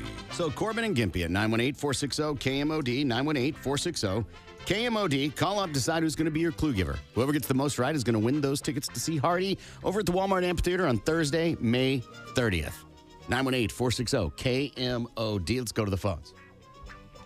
Good morning. You're on the air. What is your name? Marcus. Marcus, how are you today? Doing good. Marcus, who do you want to give clues, Gimpy or Corbin? Corbin. Marcus, 60 seconds are on the clock. Timer starts after the first clue. Are you ready? Yeah. Here we go.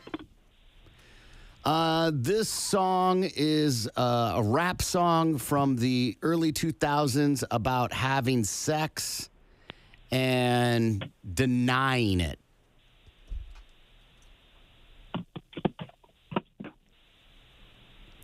No scrub. No, in the early 2000s, if I accuse you of a crime that you didn't commit, you would say... Accused. You would say, the response, if I said, you did this, you would say... No, I didn't. Another way to say that. No, I don't. No, I wouldn't. Yes, you did. Girl, please. Girl, please. Stephen King movie about a clown? It. Yes. And blank, Myself and Irene was a movie.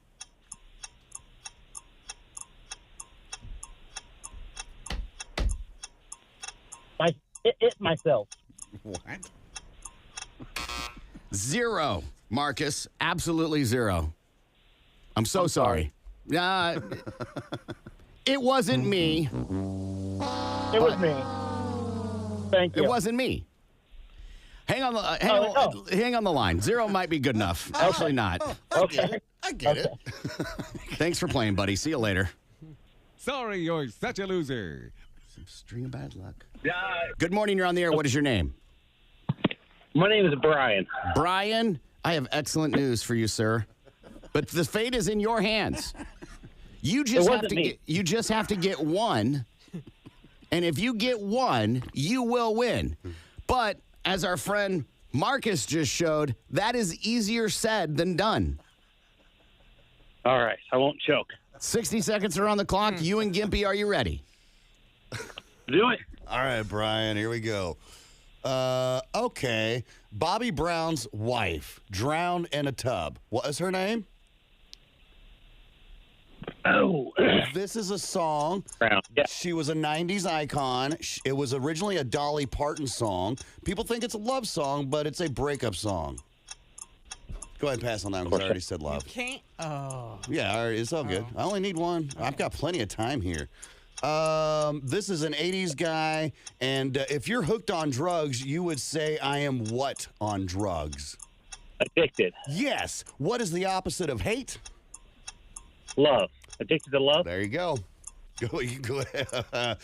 This is a girl group from the mid-90s, and this is about the liquid that goes over a mountain.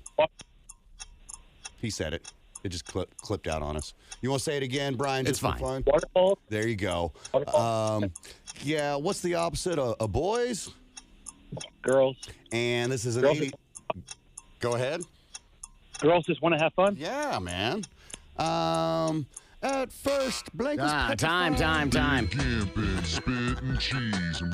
Congratulations, Brian. You're getting those tickets to see Hardy May 30th at the Walmart Amphitheater. Hang on the line, okay?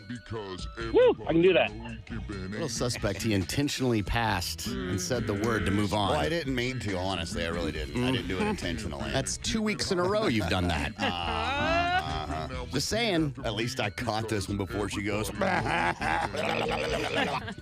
That's what she does. Settle down over there. All right. The one that... Because Mark just couldn't catch a clue. that's not me. The one that... Okay. Okay. The only one that he ever looked at, this is the one that you... No, This is the one that you. Is this the one he started with that he messed up? What no. order are we doing? Sorry, what are we this is doing? the one that he messed up. Yeah, this is one of her more famous songs. There's a big crescendo that happens, and then there's silence, and then she says the title of this song, starting with the word "and." Yeah, if you can't get Whitney Houston, I don't know how you. I mean, I guess it's possible if you don't know any Whitney Houston songs. Besides, The Bodyguard soundtrack. again, as a man, I don't know if he's going to know that. True dad. Yeah, I will always love you. Yeah. And then the one that he had trouble with. Yeah. This song is a female anthem song about doing what you can to persevere through life. Cake did a cover of this song. And Gloria Gaynor, I Will Survive. At first I was afraid. Then I was petrified, terrified, whatever. And then the one that I could not get. Yeah. This song came out in 1999, and it was from a reggae artist, and it was about this dude getting caught cheating, and it was his excuse to his old lady. It's better. Yeah. All right, the record now. Puts me in the lead with 7, keeps Lindsay with 6, keeps you dead last with 3. Tulsa's morning show. The Big Man. For a job, but I don't. In radio? Yeah. Really? Yeah. The first radio station I ever worked at in South Dakota. Huh. Yeah.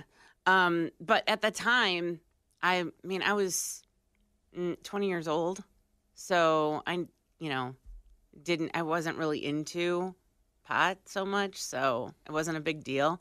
I didn't do the marijuana at the time. And also, yes, I had to take one when I started substitute teaching. So back in Indiana, I had to take one. And again, I wasn't, even back then, a heavy pot smoker. So it wasn't enough, like, in my system to even Are you a worry heavy about pot it. smoker now? No, I'm okay. not. Well, I just So- you were implying that you Yeah, weren't, so I didn't yeah. know if you were So now. I've never More of a had pot to eater. worry about it.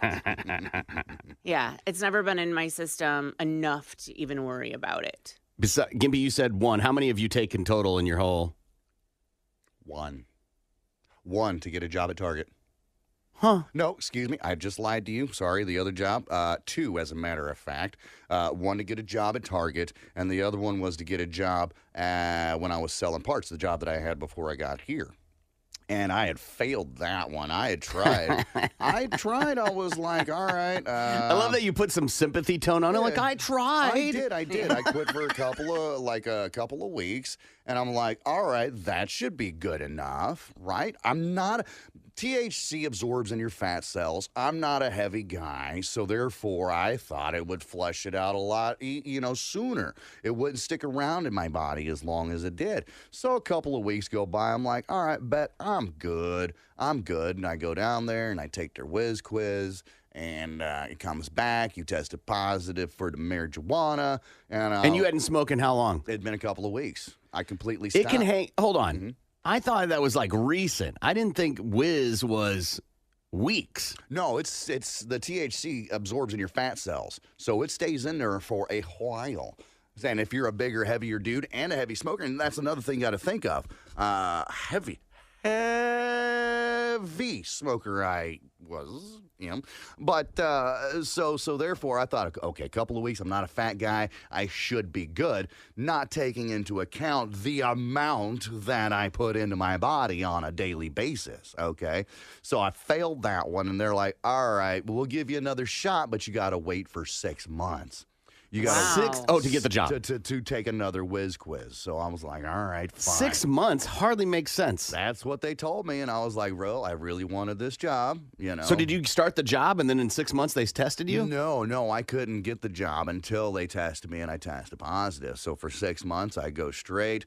I quit completely for those 6 months. Impressive. And I know. Very right? much so. And so I took my test. I passed it with flying colors. And then I started back up again. And I tell you what, it has not been the same since. The very first time I got roasted after not doing it for 6 months, I was like, it messed with my mind so much. I was like, this is not what I remember it being. No, it's because my tolerance dropped. I was like, well, I guess we're just going to have to build it back up. But you're talking, from 16 to 25, so 9 years of just steady smoking all day, every day. My tolerance was way up there, so I was like, I guess we'll have to start all over again. Challenge accepted. Yep. I worked at The Edge, and the company that owned them in another market, they own a newspaper service, and the newspaper, one of the delivery guys that delivered the paper in the morning to, the stands or whatever, hit a kid and killed a kid, and they tested him, and he was high. So they were like, we're drug testing everyone. And so they instituted a drug policy where you had to do a random drug testing. I go to London to see Kings of Leon, and then when I come back, they call me into the office like right away. Right. And they're like, hey. And I was friends with the business manager. He's like, hey, you have 24 hours after I hand this to you to go take a drug test. Would you like me to hand it to you? And I was like, no. And he's like, all right, tomorrow morning I have to hand it to you. So whatever you need to get taken care of. Right. And so I went and bought like pea clean, like, all the stuff, broccoli, whatever, all the stupid stuff. And went and did the test. And when I did the test, they give you all these instructions, the thing, put it in there, don't flush, da-da-da. So I obviously have to pee like a crazy person. And because I've been holding it, and I go to the bathroom just like, oh, thank God, fill the cup and no problem. Done, being a good boy, and I flush. And they're like, I go out, and she's like, did you just flush the toilet? And I'm like, yeah. Cup's in the thing. We good? And she's like, no, you can't flush. So 1 hour. See you again. See you in an hour. And you're like, and if you didn't do the test, they fired you. Oh. And I was like, So I went and ate and panicked. Went back and did it again and was like, did not flush. Like she even put a note on the thing. Don't flush. Did she say, like, it happens? No. Or was she mean about it? No, she wasn't mean about it, but she also wasn't empathetic. Yeah. Right. She's there to do a job. Right. She's seen all the tricks. You go in there and you're peeing like you're running out of, like you haven't peed in days. Yeah. He is well aware that you're trying to pass a test. They're not stupid. They've seen all the tricks. Yes. Yes. The question is, how many people lost their job there after that? Did anybody? Good question. No. No, We're all Johnny Fever in of this the places I've worked that have had drug policies, I've never seen and alcohol. Yeah. I've never seen somebody get fired. Wow. And I know that some people didn't. Yeah. So maybe there was an internal like, hey, you get a warning and Right. Next time though. We'll test you again. Possibly. Yeah. Mm-hmm. I don't know. Robber uses sledgehammer at a gas station. So police in Nashville have arrested a man after he heard Peter Gabriel's song.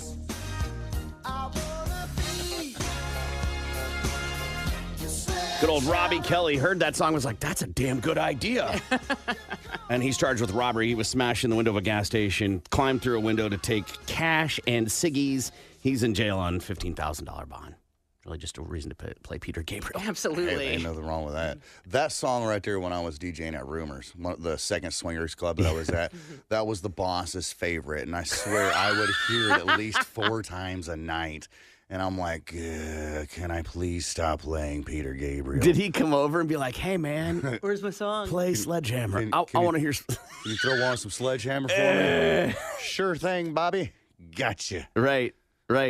I always love when there's like a DJ who's wiki spinning. That is an art. is. Yeah. DJing and picking songs in a selected format to try and get people to dance on the dance floor or to create a certain energy in a room is 100% an art. Yeah. And then you got someone coming over going, "Hey man, will you play the Macarena?" And they're like, oh, because you don't want to say no, but you do. I'll see what I can do for you. Yeah. That's it. I'll see what I can do for you. And then they're like, well, here's a crispy Lincoln for you. And I'm like, ugh, all right, fine. I'll pay your Macarena for $5. $5 to have some. $5. That's that seals feel stupid to me. Well, it's better than what some of the people do. They would pay nothing or $1 to play. That feels Listen, $1 feels fair. Maybe, but we live on tips. God damn it. You made. Not necessarily, but Wait, it hold on, helped out Sonic tremendously. employee. What are you talking about? I got my wages, yes, but the tips were always good and always Of appreciated. course. So here's the thing. You said you made your living off tips, which implied you did not make a salary. You did not make money. I mean, I did, but it helped add towards the living that I'm making. These Of tips course. here. Like we should then get tips. Shouldn't we though? I love it. No, we can't leave a jar out front. The hobos will take it. What was the Nonetheless. biggest tip?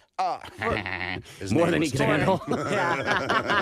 He was about 6'7", 450 pounds. Biff. Massive. Biff, what is his name? Tiny. Ew. I think the biggest tip giggity that I got was, I think it was like a $20 bill. Yeah, it was a $20. For one song? For one song. Yeah, those drunk bitches, man, when they want to hear it, they'll pay for it. I'm like, What's the all right. most you hauled in a night, tip-wise? Tip-wise, it's like $100. Damn. That ain't too awful not bad. bad. No. And I don't have to split that with the other bartenders, Right. waitresses, or whatever. That's all me. So that was Would they split their tips with you? No, hell no, never. But they had to split it amongst themselves Sure. or whatever. So I was total separate entity, got to keep everything. I didn't. I've never tipped a DJ ever. Well, I've told him to get out of that career, but I mean, Yeah. I've never. Horrible tip.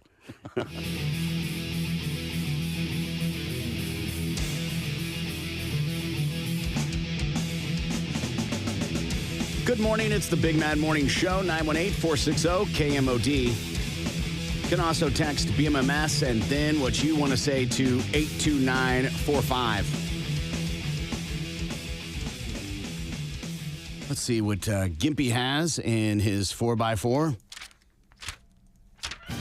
Well, Colin, it says here that the FAA opens new probe into Boeing 787 jets.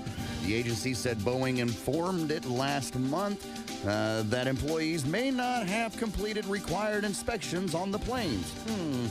The investigation will look to determine if the inspections happened and whether company employees may have falsified aircraft records.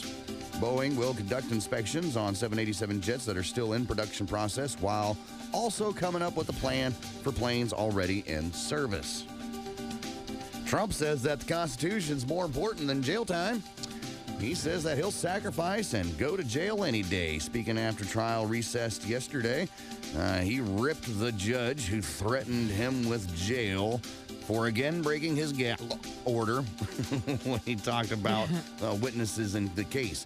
Trump blasted the threat of jail, saying, "I'll do that sacrifice any day," adding that the Constitution's more important.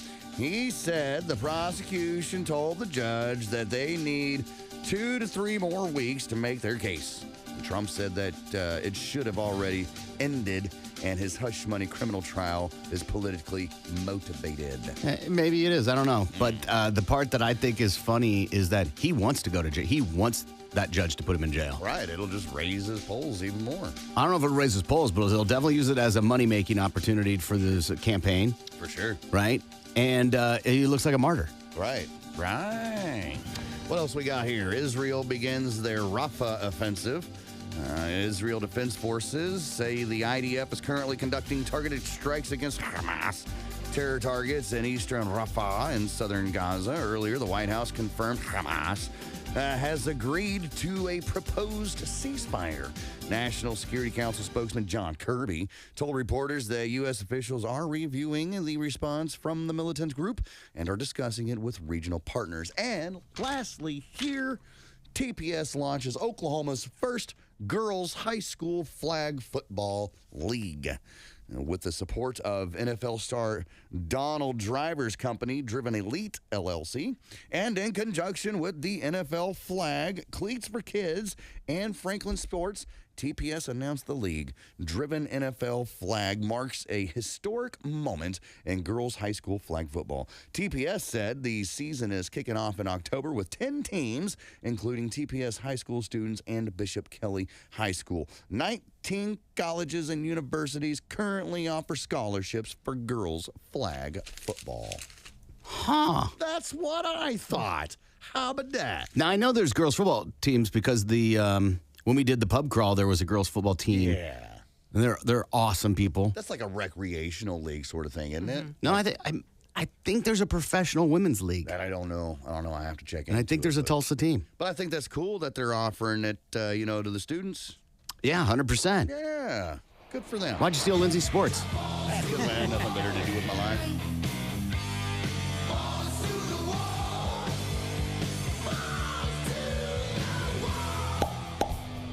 The Bengals star quarterback is finally able to throw again. The team held voluntary workouts on Monday, and Joe Burrow was seen in uniform and participated in passing drills. The former Pro Bowler is recovering from season-ending wrist surgery after suffering the injury back in November. Burrow admitted he wouldn't be throwing until OTAs normally, but he's excited about getting back to 100%. The LSU product is heading into his 5th season after being selected first overall in the 2020 draft. And the Panthers are adding to their backfield. Carolina has agreed to a contract with veteran running back Rashad Penny. Terms of the deal were not disclosed. The Panthers' addition of Penny reunites him with head coach Dave Canales from their days with the Seattle Seahawks. Penny's best season came with the Seahawks in 2021 when Coach Dave was the passing game coordinator. He carried the ball 119 times for 749 yards and 6 touchdowns. The 28-year-old played last season for the Philadelphia Eagles, but appeared in just 3 games and rushed 11 times for 33 yards. And that's your Balls to the Wall Sports. I'm Lindsay on 97.5 KMOD. Balls to the Wall Sports is powered by Miller Lite. They didn't get the, they're half right. Yeah. Private kitchens will disappear. Private kitchens. Yeah, they're citing articles, by the way. I'm reading from an article. Okay. The private kitchen will disappear. Tomorrow's food will be seasoned and prepared by chemical formulas. Hello, Fresh. Which will preserve the freshness of fruits and meats, rid them of indigestible qualities, and send them to the table ready to use. Instead of sauces that merely cozen the palate, we shall have delectable blends of concentrated vitamins, calories, ferments, and tissue tonics. Ew. I mean, we have all that now, right? Yeah, we do. Look at like Frank's. Yeah. That is a tissue tonic, Okay. if you will. The tissue of your tongue. I got it. Okay. Cancer will be eradicated. I wish. Cancer, tuberculosis, infantile paralysis, locomotor ataxia, and leprosy will be eradicated.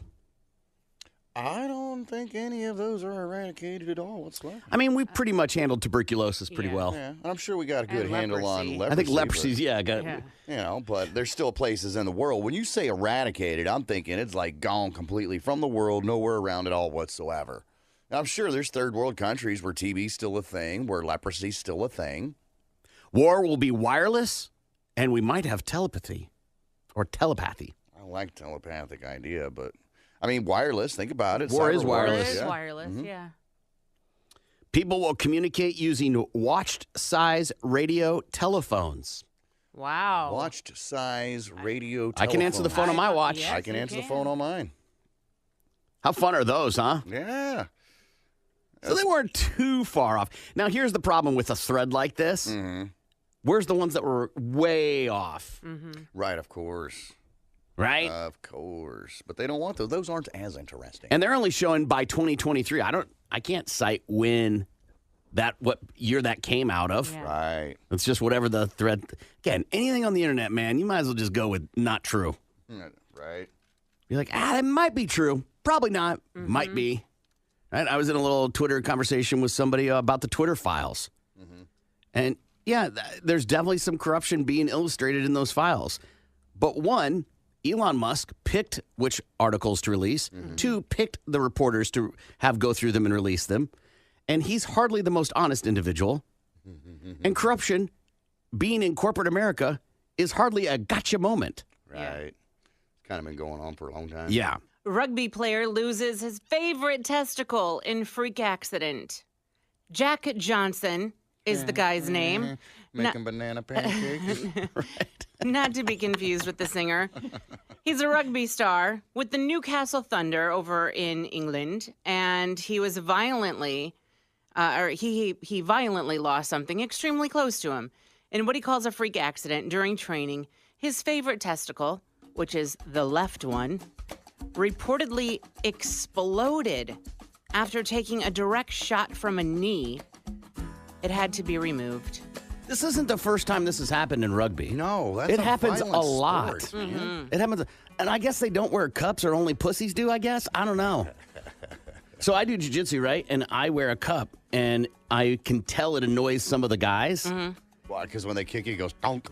Yeah, or like when you're changing positions that, like there's a move where you put your knee into their stomach or on their sternum. Yeah. And that sometimes your foot will then hit their balls. Yeah. And I just don't want people's appendages on my balls. Sure. Sorry. Makes sense. But if I'm Is in it rugby, ticklish or what? but I gotta say, if there is a if there's a chance, if I did radio broadcasting and there was a chance I could rupture a testicle doing it, I'm wearing a cup to protect my balls. Absolutely. And these are ones of pros that this is happening to. You have no use for yours right now at all whatsoever. I mean, the path has been blocked. Yeah, So I have the- had a vasectomy. Yeah, Yes. the use for your boys is null right now. Yeah. But I get it. No, you kind of grown it's- attached to them over the years. It's the mental part. Yeah. Right. If you have one less testicle, you're half a man. That is true. And you're gonna feel that way. It's been documented. Well, some men feel that if they have a vasectomy, they feel like less of a man. I've never felt that. Well, I I'm got two reminders. Right. I'm not saying that you do, but there's some guys out there that, I've never heard anybody say that. Maybe they do, but I've never heard a guy say that. well, fortunately for Jack Johnson, he kept a sense of humor. He says that the team season has been a testy one, and we've not been on the ball as we should have been. Yeah. Poor guy. That's got to be painful. I'm sure. Imagine it does. I'm sure. Just getting grazed Oh yeah. is a painful experience. Yeah. Let alone a testicular rupture. Yeah. Yeah. Band name. Yeah. we are testicular rupture. Yeah. It is a good band name. A guy sprained my ankle. I know. Right. I pull a muscle. I know my rotator cuff. I can identify that. if it, it's just painful. That's all I can identify. That's it. It's my testicle. It's painful. Full stop. That's it. Nothing Right? more, nothing less. Classic Eddie Murphy, man. Guys get hit in the balls if it's just you barely graze it. Guys will go, but did that just hit my? Ah! Is that like when you get it twisted, when one gets twisted? Like, Oh no, that's a different thing. That can happen while you're sleeping. yeah, that happened to a kid in school, in elementary school. Yeah. And he had to have it removed, I think. It typically, if it can't be, which it's weird to say this with you're using a child reference, is Yeah. it has to be massaged. Oh. And then, but a surgery sometimes is necessary to untie it. Testicular torsion Yeah. occurs when the testicle rotates, twisting the spermatic cord that brings blood to the scrotum. The reduced blood flow causes sudden and often severe pain and swelling. Testicular torsion is most common between the ages 12 and 18, but can occur at any age, even before birth. So Wow. like what happened is like a Karen went to God and was like, hey, this feels hardly fair. Yeah. Once a month I'm bleeding. I got to carry a kid and grow an organ inside me and then dispose of it. Can we even this out? And he's like, I could tie his balls in a knot for a 6-year period. Right. Like you gotta Maybe. you gotta give him something to worry about. Please. I'm good. I'm good on all that. Do you know anybody that's ever gotten that, Gimpy? I do. My nephew, as a matter of fact, came out that way and had to have surgery to get it fixed. Oh, out of the womb. Yeah. So they had to do surgery Yeah. on a baby. On a baby. They had to go On a cut baby's his little balls. baby balls open. Yeah. Listen, they were already doing the top part, so Right. Yeah. Might At least as well. He'll never remember it.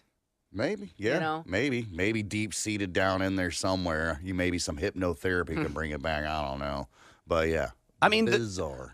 I hear you, but psychologically, they say those type of things live with you. Right.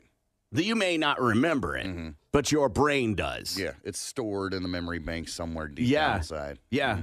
Much like they were like, nah, C-sections are fine. It doesn't affect the baby at all. That explains what Nah, was. it doesn't. It How? absolutely does. How? They don't get the gut flora. You know, that white They don't. cheese Yeah. that's They covered don't over get the, baby. the bacteria from your vagina. Right. Vag back. They don't. I get that. They don't. And so those babies tend to have more digestive problems. Interesting. Go down the rabbit hole. Nobody does more C-sections on the planet than America. We're in a hurry. Turn and burn, man. Turn and burn. I can't be inconvenienced. I got golf. Right. Tea time at 4 o'clock. Let's get that baby out of here. What's the strangest type of bird that you'd be willing to eat, such as a shoebill stork? You know what a shoebill stork is, Lindsay?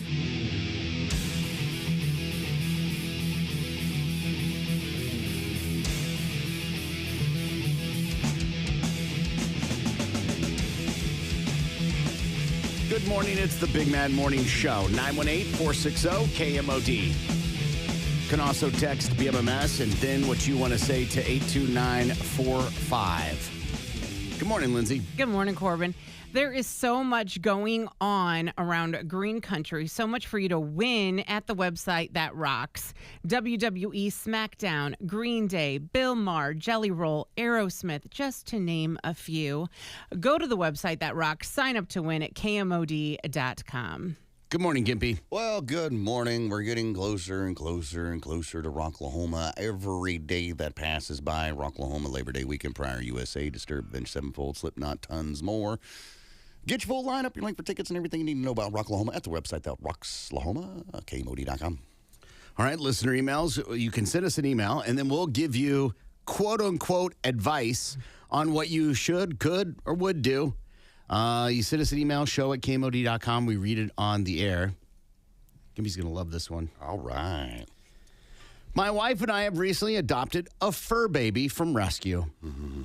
She's very lovable, but very needy and wants constant attention from us. I love the dog as well. We have had her in our life since late February, but I've noticed that within the last 2 months, at least, that fur baby, who's a 3-year-old Labrador Great Pyrenees mix, jeez. is taking a whole lot of attention away from my wife and I getting intimate with each other or having sex frequently. Actually, the fur baby is interfering with our regular lovemaking routines. Morning sex, we rarely have that anymore.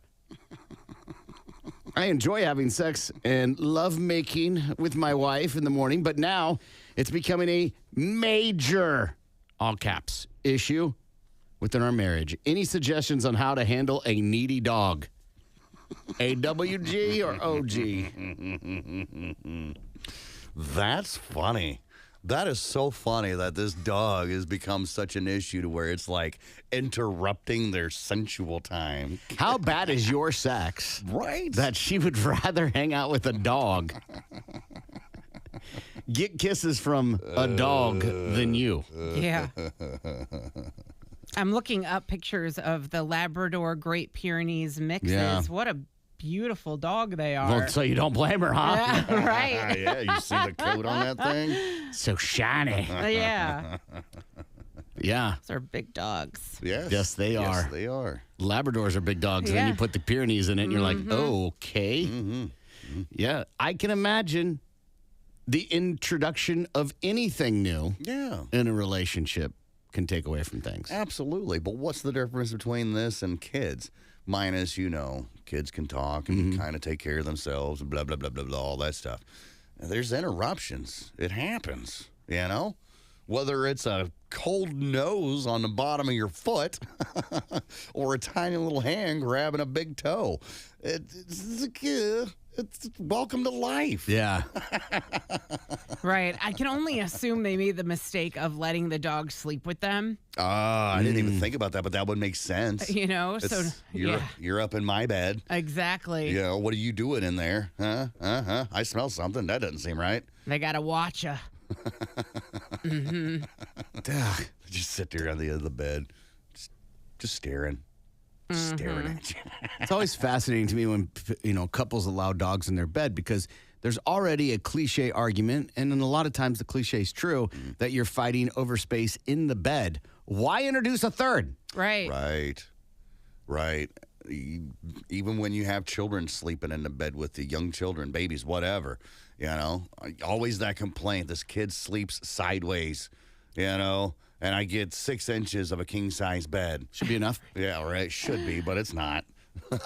This happened last night. My youngest got scared because of the thunder, and I let her get in bed with us. But I have a time limit. Right.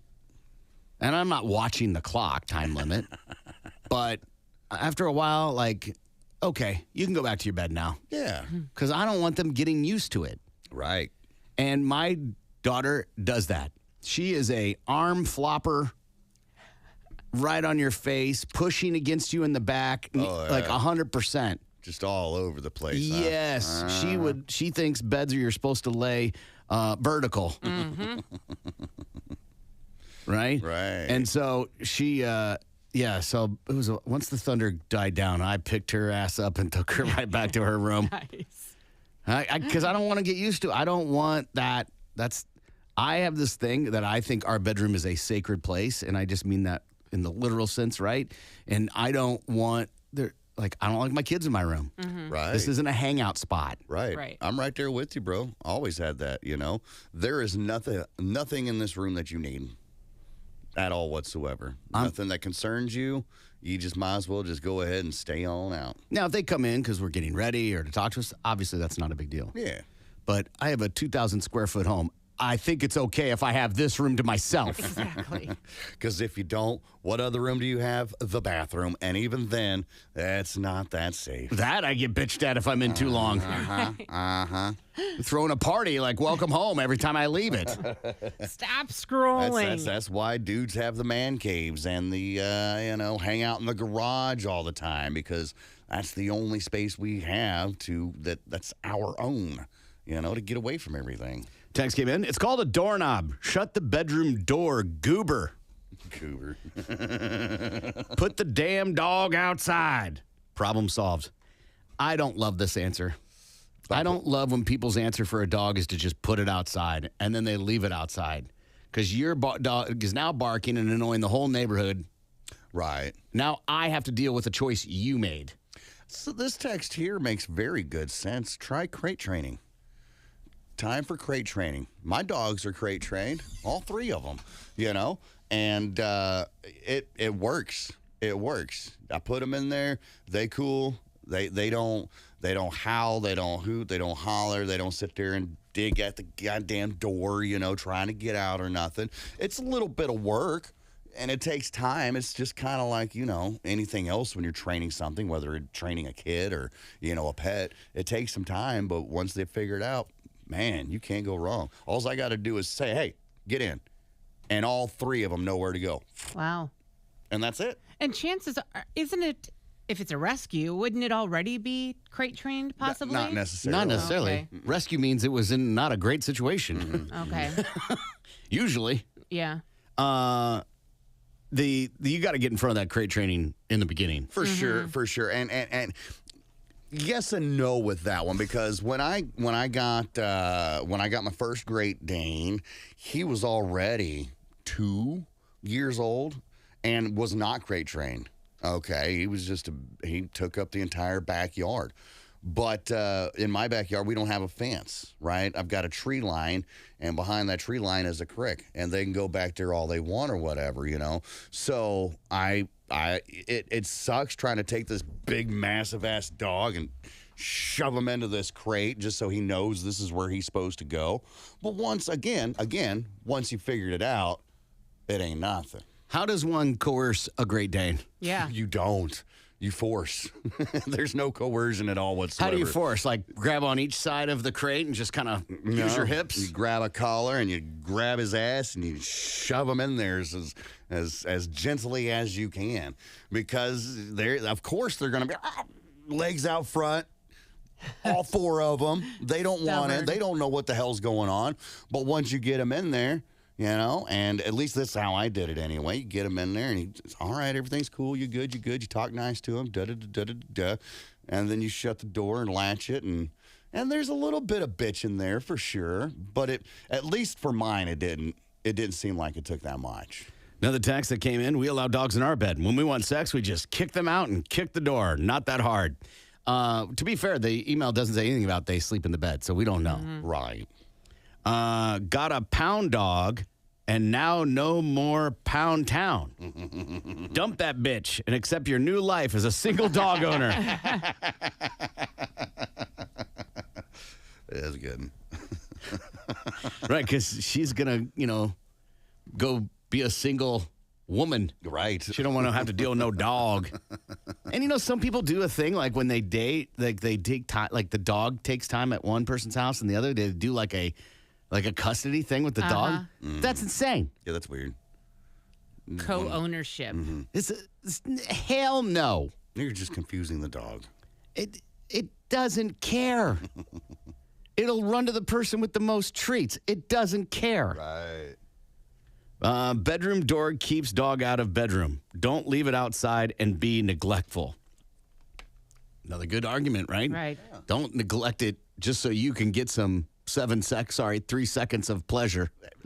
Come on, it's 7 seconds. Yeah, I was going to say. The dog can stay outside for 7 seconds. Yeah, how long does it really take you? I mean, the dog's got to go to the bathroom outside sometime. Right, exactly.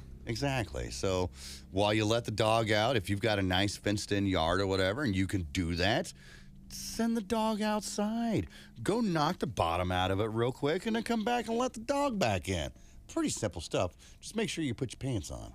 What if it was a scenario where he just takes the dog out and doesn't tell her? That's got to get her going. Ready to, as Gimpy put, to knock the bottom out. Right. Yeah. What if they live in a studio apartment? Another great argument. Yeah, absolutely. And that's where crate training comes into play. Yeah. Crate training, the dog's got its own little home, inside your home. I find it hard to believe that a rescue group would have let them adopt a dog that size if they were living in a studio apartment. Is that a hard and fast rule? To be honest with you, I don't know. I honestly think as long as you have a home for the dog and you're able to take it out, and make sure it gets its outside time, you're good to go. I don't think all rescues do quote-unquote interviews to adopt a $40 dog. I don't know. I think they like to know. I think some do. Yeah. I think some do. Some do, yeah. Right, but But not I don't. all of them. I don't think it's a hard and fast rule. And some people think getting it from the pound is a rescue. Also, Right. we don't know what kind of rescue this is. Was it from a pound? Was it from a friend, who True. couldn't handle it? And they're like, well, I'll take it. And then they just call it a rescue. We don't know that. Another text. Sounds like she wasn't interested in the first place. The dog's an excuse. Here's a long-winded one. I second what Gimpy said about crate training. Crate training is, in my opinion, an absolute must. It helps with safety, and it helps with this very situation. If you're going to allow your dogs in your bed, then the consequences of that.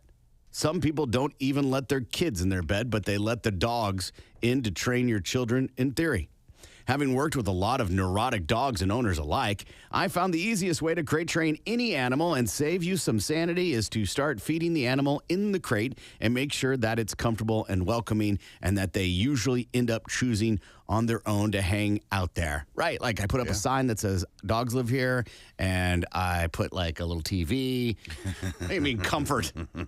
Yeah. Put some stuff down for them. Yeah. That's how I did. Mine was feeding time was always... Like, I didn't make them sleep in the crate or put them in the crate to leave until they started going in on their own. Oh, okay. And so all meal times were in there. Any treat you had to be in your crate for. Okay. And then once they would go in there on their own to hang out, then I would do that when we'd leave. Slam the door shut and run off. But I didn't have like a Marmaduke situation like, Right. give me some. Sounds like they need to give Christy Noam a call. Who's that? Is that someone we should know who it is? I don't know. Is that some A&E show about dogs? Oh, no. Oh, From that's South the- Dakota. Yeah, the politician that Yeah. shot the dog. The governor Right. that shot the dog. Right, and then said, we should shoot Biden's dog. You're like, damn, she's all in, huh? Yeah. Yeah, that's a whole other thing about that whole thing about her shooting a dog that doesn't behave or something like that. And you're like, one, it's weird. I think it's weird to shoot a dog. I think it's weird. I just think it is. I know some people, that's the lifestyle. Two, it's weird to be all in on it and brag about it. As a major, political figure. Yeah. It's one thing if it's just, Ted from down the street or whatever. Yeah. Works in a machine shop, but this is the governor of a state. Yeah, potential vice president candidate. Like, listen, we won all the wars. Do whatever you want. Yeah. But when you brag about it is where I'm like, well, that's kind of like you put it in a book. Like, you bragged about it. Yeah. That's a weird flex. My wife and I have recently adopted a fur baby rescue. She's very lovable but needy and wants constant attention from us. By the way, that's the definition of a dog.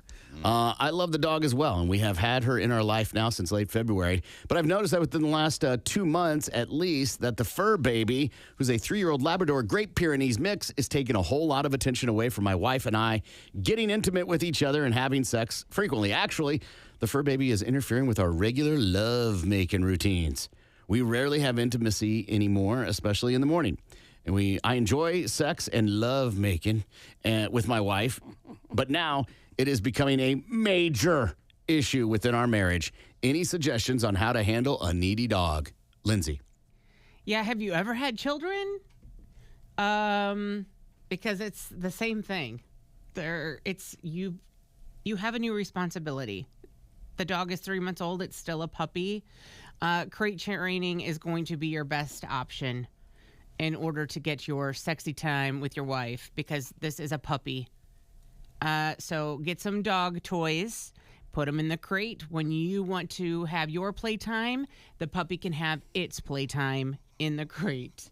And you won't have to worry about it tearing up your house or your studio apartment, whatever the case may be. Good luck to you. Gimpy.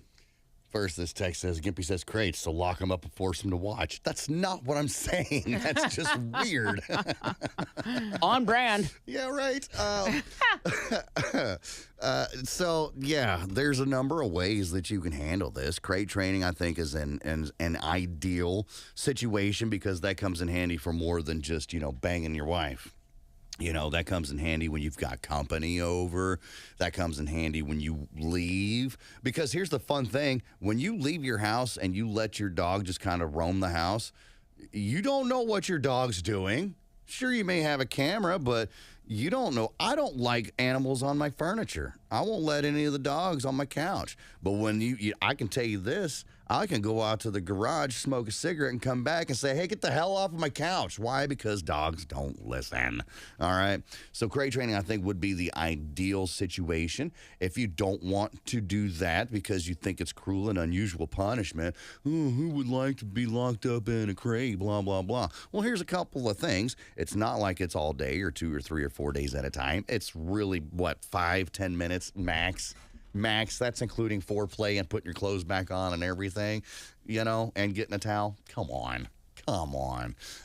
So you could do that, or you can just shut the door, ignore the dog. If you need to, turn some music on and crank it up a little bit, and you won't hear the whimpering at the damn door. It's a dog. Come on. Sounds like somebody has buyer's remorse. And who are we talking about being needy? You or the dog? Dog doesn't seem needy. Dog seems to be getting what he wants. Or is he? And I mean, the recommendations, crate training, all that sounds good. There's a bigger question. One, I go by this philosophy. When you say yes to something, you're saying no to a bunch of other things. And when you said yes to that dog, you said no to stuff. And you just didn't know sex was one of the things. Because you didn't talk about it with your lady. You could just talk to your lady. Hey, this is interfering with what I thought was our time. That's it. Yeah. And she might go, oh, well, hell, it's a shiny toy. I just am excited that we have a dog. You're taking it personal. You think it's about you. It's just a dog, man. No, it hardly matters in the end that you're missing out on this morning sex right now. Or this noon sex or whatever it is.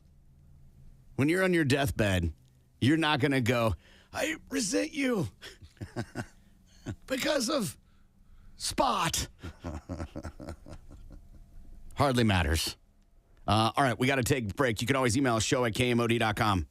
You're listening to the Big Mad Morning Show. This is Tulsa's Morning Show. Looks like a rubber ducky and has a vibration to it. So think of the bill and all the other angles that are on it. Another one, a vibrator in the shape of a hammer. Whoa. Really puts the meaning to pound it, huh? Going to Pound Town. Oh, God. A tentacle dildo. I have seen those. They're so scary. Weird looking, right? And I'm like, why? This is one for guys. I've never seen this before. It has a name. It's called a godemeki. And it's a tube. It's got threads for you where you can hold it, like laces almost, like a football. And then the inside's dimply. Yeah. A steel faux foxtail plug. Okay. Those tails are nothing new. No, but this one looks exactly like a tail. Oh, my goodness. A corn on the cob vibrator. Corn on the cob for the country girl. It's gone. It's got I'll the tell you all juice. about it. Yeah. That's exactly what I thought when I saw it. Goodness. Corn on the cob. I gotta look. Yeah. It makes sense if you think about the attachments that are with it. Oh, God. You know what I mean? Like the dimpling and bumps and all that other stuff. Usually dimpling and bumps is not something you want to mess with, right? Right. You need to go see a doctor and get those bumps removed. Some of you may have grandparents that have special china in some case in the dining room that's white with blue patterns on it. The Blue Willow China. Sure. This is a butt plug that looks like that. Oh my goodness. Honey, it's special anniversary night. Break out the fine china. Yeah. Another one, the penguin. Uh-oh. And it looks like a penguin whistling. And the part that would be the mouth of the penguin would apparently be where the magic happens for ladies. The Satisfier penguin. Oh, hey, look at that. A little bow tie and everything. The Nerd Climax Dragon Finger. Wow. This is a sex toy that goes on your finger, and it is the shape or has the look of a like a dragon's claw. Hey, listen, lid for every pot, whatever you got. What? When we were in school, we had a thing. There were like these rubber balls with handles, and you would jump on them, right? And you would have races with them. Yeah, absolutely. This is that, except it is for the ladies. That's so weird. It's a Swiss ball dildo. Gimpy has shown me the one he has before, which I ran, and this is the accommodator. The accommodator. If you're familiar with that chin strap. I know what you're talking about. Yeah, you do. And then probably the mildest one on this list would be the Clone a Willy dildo kit. Oh, yeah, I've seen those before. Pretty mild. Yeah. Thought about using it, you know. I don't know how it would work. What do you mean? So have you ever seen like in Hobby Lobby they have those plaster Paris where you make the plaster Paris of like you holding your Yes. baby's Absolutely. hand or like you put your kid's foot in it. Yeah, I did that in art class with my little hand. I know exactly what you're talking Fantastic. about. That would be this, except it comes in a tube, and the idea is you do what you have to do, and then you do the mold, and then it sets, and then you. I don't hair. Yeah. Two, any sort of deviation from what's happening in a sexual moment for me, it's over. Right. So your dildo would come out all weird and deformed, pretty much, basically. Or smaller than the representation. Well, what am I going to do with this thing, huh? And do you tell people it didn't work? Like, I couldn't do it. That's why you read the reviews first, right? And I don't know anybody that's done it, so I can't. I know they sell them, Oh, yeah. so I'm sure someone's gonna be like, "Oh yeah, it was great." I'll get one over the weekend, put one together, bring it in for you Monday. You don't have to bring it in. You could just give me the verbal review. Drunk Florida man kicked out of bar, returns and attacks bar owner with belt. This happened last weekend in West Palm Beach. A 37-year-old man kicked out of the bar for being too intoxicated, but quickly returned wielding a firearm, according to an affidavit. Fabio Lano Sanchez, arrested by Palm Beach Sheriff's Office. According to records, he was released on last Wednesday with $60,000 bond amount. He arrived to the area on July 23rd around 2 a.m.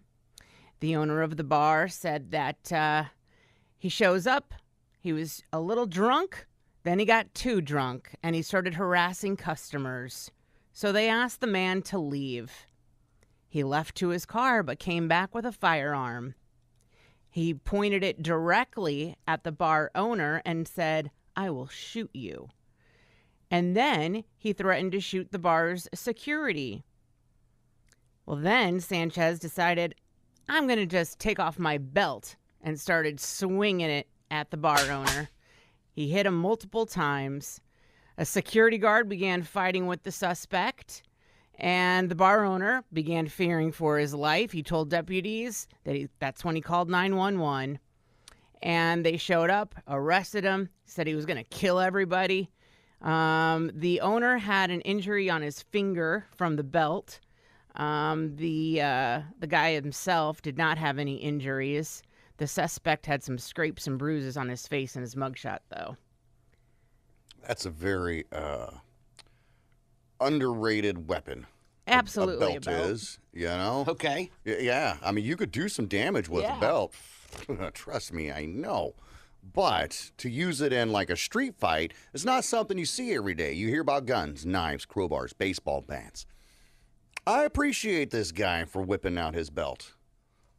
Yeah, if you're good, like that whole towel whip, that Yeah. people, if you can do that with a belt. You could whip the ass out Yeah. of somebody, and you don't even have to Especially tell.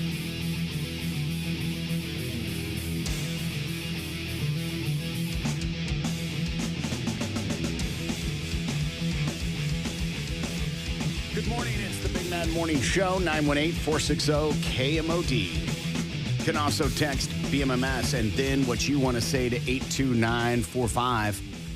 Listener emails, you can always email us, show@kmod.com. This one says, I have a sister who's addicted to drugs. She's been in prison. She has stolen many times from our family for the drugs. She is not active in our family. Only when she needs something, shows up for a birthday party, but then asks for money when she leaves. My mom, who enabled her, has recently passed away. I feel like this is the time to break clean. Do I break away from her, or do I need to be there for her so she has someone since my mom died? You mean have someone that they can manipulate and get everything they're looking for? I'm just saying. Yeah. Because that's what some people do. That's what some addicts would do. Take advantage of that situation. You got your kind heart out there trying to just be a good sibling, and they'll manipulate you and twist you around and use you and abuse you. And then you look back and you say, hell. I think that I don't love that term, that they manipulate someone, right? Okay. I think you're right. I think you're accurate. Right. But I think it makes it sound like they're twiddling their thumbs. Right. I think it's more of a part of a side effect of the mental problem they're going through, that they equate the help as love. Okay. And therefore they keep doing it. They an addict will associate you helping me as love. Mm-hmm. And so if you don't do that, then you don't love me. That's fair. And so it's part of the mental break that they're dealing with. Right. And they don't understand maybe, or don't know about the term of tough love, because that is a thing. That is a thing, tough love. Yeah. But are you really helping them too if you show them tough love and just simply walk away and cut them out of your life? In my opinion, then this isn't part of the advice. In my opinion, Right. Yes, you are helping them. You are helping them by putting them, at least forcing them into that direction of, you got to help yourself. I've done everything I could, and I can't do anymore. And the only way that you are going, at least in my mind, in my opinion, the only way that you're going to get straight is to probably hit rock bottom. And everybody's rock bottom's different, Hit that rock bottom and realize, oh, hell, look at everything that I've lost and destroyed, the relationships that I've lost and destroyed because of my actions. Yeah. And then, at least in my mind and in my experiences, those people always come back around. It may take a little while, but they come back around and say, man, I am so sorry. The problem with rock bottom is it is a rearview mirror thing. It's not a looking forward thing. Mm-hmm. Right, so right. You have one group of people that are that in this situation that are looking for rock bottom. Mm-hmm. But again, it's something that happens after the fact, Right. where the other party is like, I'm not even looking for rock bottom. But I don't think anybody looks for rock bottom, but when you hit it. You know when you hit it. You know when you're out there doing sexual favors for drugs. You know what I mean? Or doing whatever you can. Sacrificing your safety. Exactly. Yeah. Exactly. Yeah, I think people that are affected by addicts do look for rock bottom because they want The people that are looking for, not the addicts themselves. Correct. Yeah, okay. You're right. I think people that are affected by it want it to end so badly that they're wondering if they wake up today, is this the rock bottom? Right. Is today rock bottom? Right. Or when they get arrested for trespassing, is this their rock bottom? Right. But we can't do that. The people that are looking, that are helping, not the addicts, I get that, want to be over with so badly, but you can't do that. But it's part of the disease. You got to let them go and let them figure it out. Text coming in says, tell her otherwise she winds up on your porch one day unannounced. Like the cousin from yesterday. Be there for her, but tell her no. Then be ready for her to cut the ties out of anger. Emotional support is fine. Financial support, hell no. Another one, some folks say they must hit rock bottom for them to change, which is subjective. Separation or declining help may be the thing they need. Was in the same situation.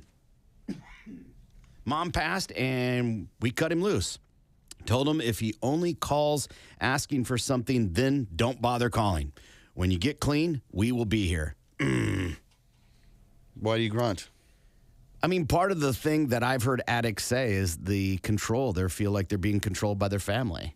And that is another example of control. Mm-hmm.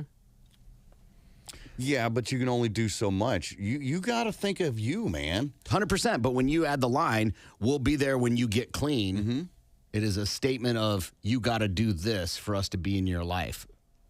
You could look at it as control, or you can look at it as boundaries. I look at them as boundaries. Agreed. Having your own personal boundaries and drawing that line in the sand and saying, no, you get your ass together, and then I'll erase that line, and you can come on back in.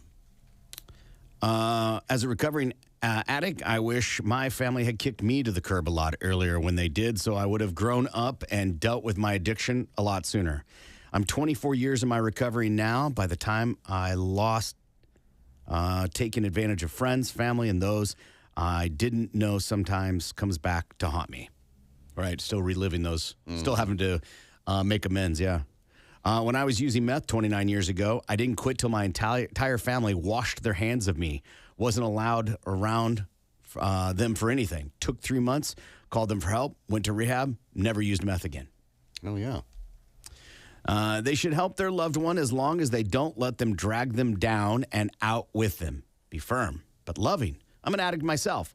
We do manipulate our loved ones. We don't really know that that's what we're doing, though. It's complicated. Addiction is a bitch. Another one. I have the same situation. Addict little sister. We lost our mom 2 years ago. I will be a listening ear if I have the bandwidth, but that's it. I have zero problem saying no. After a while, she stopped asking for things. It's always, anytime this topic comes up, I'm always, even though I know, even after doing the show as long as we've been doing it, the number of people this affects. Yeah. It's almost like a dark little secret people carry around with them, is they have a family member dealing with this. Or themselves have had to deal with Yeah, right. And I think sometimes when it's so common, to normalize it can be really helpful. Because I think a lot of addicts feel alone. Yeah. And a lot of people in recovery feel alone. Right. Yeah. And it might help. Be there by setting boundaries. Provide them resources for the help they need. If they can't live in the boundaries you set, cut them loose and have no contact. This is not your child. You have no obligations. Do whatever it is, but do whatever that may be with love. Don't do it out of hate or sadness. I kind of disagree with that. You're more than entitled to do it out of hate. Or sadness. Yeah. It's your life because sure. it's your mental health that you got to think about. And that's the thing about this is like all that affects your mental health. Yeah. And you're not living a healthy and happy life. You're not thriving because your mind's focused on, in this case, relative or whatever. Yeah.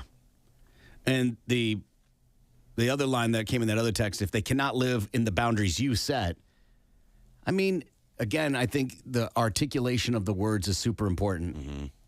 Because if you're articulating, you've got to live in my boundaries, we're back to that you're trying to control me thing that Absolutely. I think some people feel. Absolutely, yes.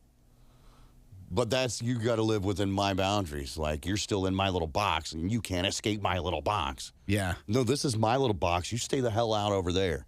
And then when I'm comfortable and I see that you're doing all right, then I'll open up the door and you can come in my little box. Yeah. But when it comes to, I think I think you have to articulate it a certain way. Yeah. Right? If you do this to me, I can't be your brother anymore. Right? And when you're setting a boundary, Like, you got to live the way I want you to live, or I can't be your. It feels controlling. And if your mind is already in a place of you already feel like you're not loved, Right. you can easily get to that place. Yeah, and you'll slip even further down that slope. This is probably the best text. Thin line between supporting and enabling. Sometimes tough love is the way. Sometimes the S has to hit the fan for this person before they realize how deep it is. True. Listener email from someone who says they have a sister who is addicted to drugs, been in prison. She has stolen many times from our family for the drugs. She's not active in our family, only when she needs something, like shows up for birthday, but always asks for something when she's going to leave. My mom, who enabled her, has recently passed away, and I feel like this is the time to break clean. Do I break away from her, or do I need to be there for her? She has someone since my mom died. Lindsay. It's tough because, I mean, it's your sister. You clearly love her. But at the end of the day, it's what's best for you and your immediate family. You can break away from her. Maybe just tell her, I will be here as an ear to listen to you. I'm not going to financially support your drug habit. And maybe tough love is the way to go, but always make sure she has your number, because it sounds like she wants to be, or he wants to be there for her because it is family, but definitely doesn't want to get into that burden of financially supporting the sister. So I think definitely make sure that she has your phone number, and always be there to take her to a rehab center. Oof. That might be the best way you could help. I don't know. I haven't been that close to it. I mean, I've lost many friends to addiction. I had a friend who had been in and out of rehab 7 or 8 times, and then we had him live with us for a long time when he came out of rehab, thinking that a different environment would be good for him, and it worked for quite a while. He stayed clean for about 8 or 9 months, and then decided to move back to his hometown, and he ended up messing up one day and died of a heroin overdose. And that was rough. And so, I mean, it's just, addiction is tough. It's really, really tough. So I don't have the right answer, I'm sure. So, but I think what's really going to be hard is if he does walk away completely, and then if she were to die, then he would be blaming himself for that too. So I would say make sure that you are always available in case she needs someone to talk to or reach out to, but don't financially support the drug habit. Gimpy. The addict can only help themselves. If you suggest all these things, we'll go to rehab, we'll get you in a facility, blah, blah, blah, blah, blah. You're really just wasting your breath. All right. Lindsay just said it herself, come on in, we'll help you out. And then what happened? Turned around and ended up slipping back again. Right. It's only when you found out. Mm-hmm. That doesn't mean he was. Right. Right. So, and that could be one of those, well, I'm down and out and I need a place to stay. And so I'm going to say whatever I need to say to make you happy so I can stay here. It's manipulation is all it is. It sucks. But if you want my opinion, you're going to have to cut this bitch out of your life 100% completely and stay strong with it. Because there's going to be times when they're going to get mad. They're going to get sad. They're going to want to call you up. And you just really got to love them from afar, I feel, and let them get the help that they need on their own. Because eventually they will realize they either will or they won't. It's a 50-50 shot on this one. They either will or they won't. They'll realize, hey, yeah, man, I have ruined a lot, and I need to get my ass together, and so therefore I'm going to do it, and I'm going to take the steps that I need to make sure that I can get to that point in life, or they'll die. That's it. But you got to cut them out. I think Lindsay said a phrase that is important. I don't know if I have the right answer. 100%. 100%, 100%. your sister's sobriety is none of your business. And have you ever seen the movie In Time? Justin Timberlake, Menace Seyfried? I don't think so. In that movie, they lose time. Like they have a clock embedded into their arm, and that movie was way ahead of its time. And I look at that with addicts too. You won't have my number. I won't be there for you because I can't let you that close to the castle. You're a threat. You're a danger to me and my life. Because you'll find like, oh, well, you take me to rehab. By doing that, you give them a chance to say you took me to rehab. It has to be 100% them.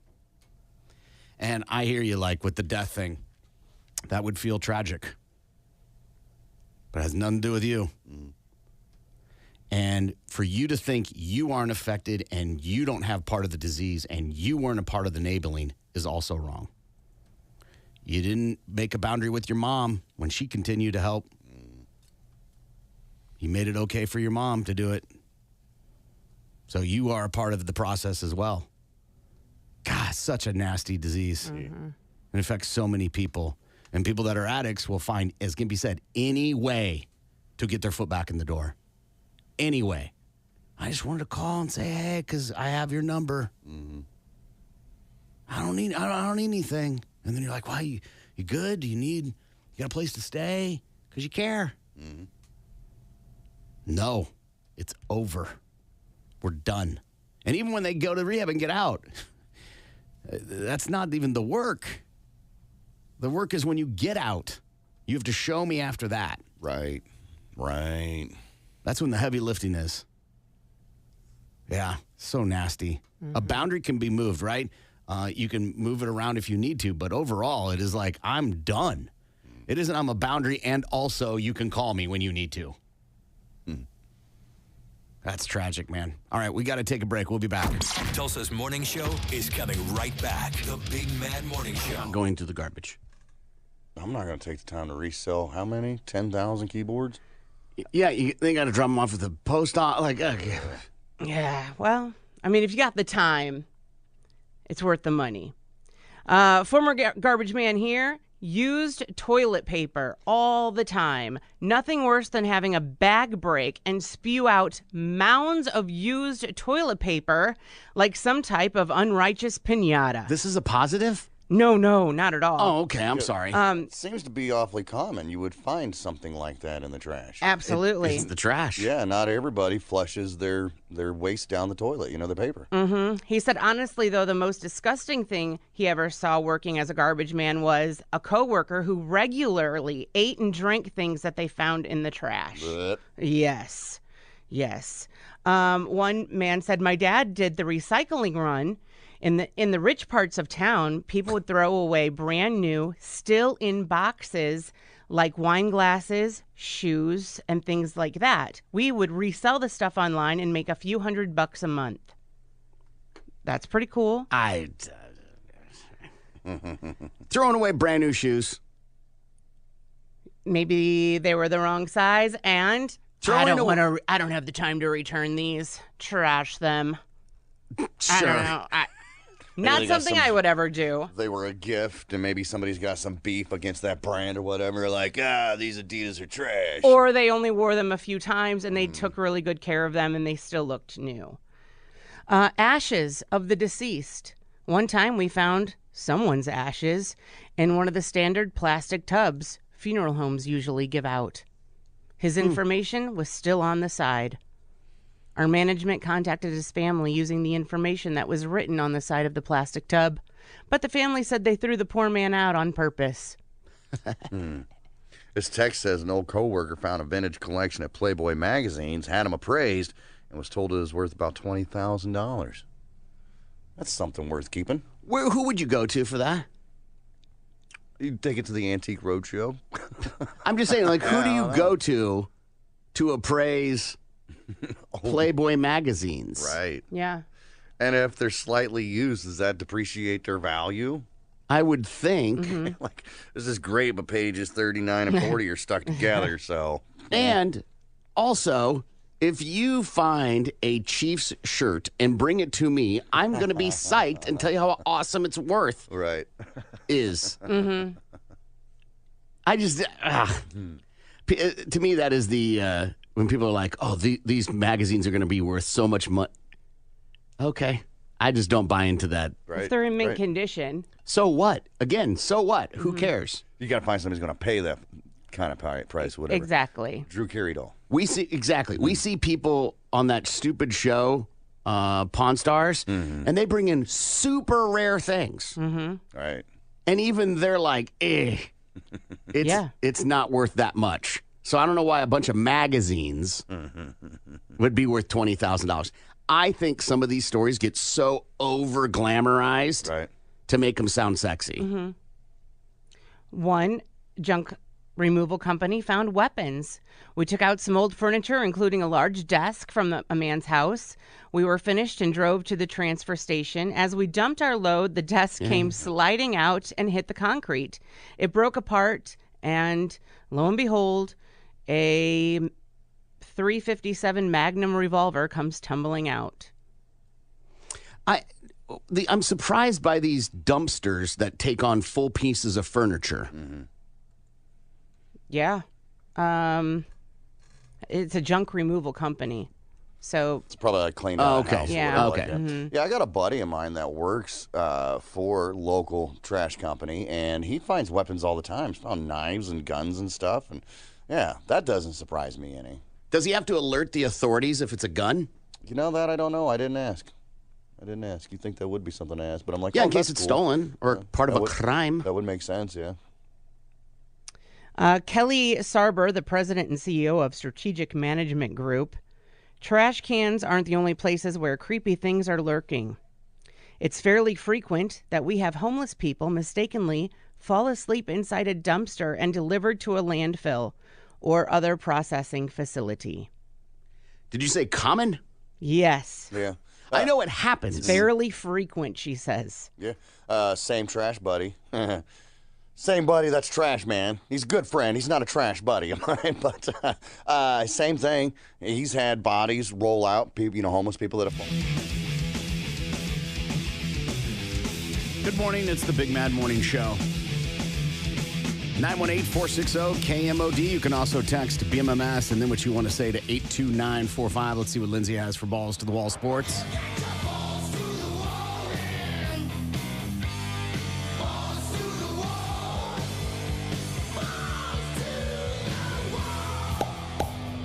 The Raiders are adding a 3-time Pro Bowler to the trenches. NFL Network reports that Vegas is signing veteran offensive lineman Andres Pete to a free agent contract. The signing is pending the completion of a physical. Pete has experience at left guard and left tackle throughout his 9-year career. The 30-year-old was selected by the New Orleans Saints with the 15th overall pick in the 2015 NFL Draft out of Stanford. He started 102 games for the Saints before hitting free agency this spring. The Raiders also signed veteran wide receiver Jalen Guyton. And a grand jury indicted former Baltimore Ravens, Arizona Cardinals, and Kansas City Chiefs linebacker Terrell Suggs on 2 charges stemming from a March incident at a Starbucks drive-thru in Scottsdale, Arizona. He allegedly threatened to kill a driver of another vehicle and took out a gun during the incident. He was handed a felony charge for disorderly conduct involving a weapon and a misdemeanor charge for intimidation. A June 12th pretrial conference has been scheduled in Maricopa County, and his trial date is September 19th. The felony for disorderly conduct involving a weapon could result in a prison sentence of as many as 3 years. Suggs has entered a plea of not guilty. And that's your Balls to the Wall Sports. I'm Lindsay on 97.5 KMOD. Balls to the Wall Sports is powered by Miller Lite, the original light beer. Great taste, 96 calories. More of the. They do stand out beside it and watch it. But people that are trash people that are listening to the show have told us they don't get out of their rig. Mm-hmm. Only to open a gate to get to the dumpster is the only time they get out of their rigs. Mm-hmm. I wonder what that day was like when the automated garbage trucks came through, like the day that they got those, or they were told they're getting those, what that day was like. They probably hated it. Why? because it eliminated jobs Oh, that's true. Well, I still see 2 or 3 people in those trucks. for residential, but for Trashosaurus Rex that picks up the dumpster, Yeah. it's one person. Right. Okay. Kelly Sarber, the president and CEO of Strategic Management Group, again said that we had a woman in New York City mistakenly toss her diamond ring into the trash. She then paid an undisclosed amount of money to have one of the massive barges that took waste from Manhattan to Fresh Kills landfill pulled out of service so the garbage collectors could dig through the thousands of tons of trash until they found it. And they did find her ring. Raccoons. My favorite thing about emptying people's trash is the raccoon surprise. You open the top of a can and stick your hand in to grab the bag, but instead grab a raccoon or 2. I saved a few of those cute little creatures. Cute. Get out of here. Yeah, no kidding. Text came in. I also learned that people tip the trash man with cash and beer. Nice. I mean, cash, I've done that. I've tipped the trash people. The problem is they're not always the same people on every route. Right. And then, so I'm thinking them, what, for the one time they did? I don't know. But to tip beer, I don't know if they drink beer. Mm-hmm. Right. You're just assuming at that point, and then they take it anyway just because of the gesture. Thanks. Right, I'm and a throw it in recovering the trash. alcoholic, Yeah. They're asshole. like the rich people who throw away new shoes. Right. Yeah.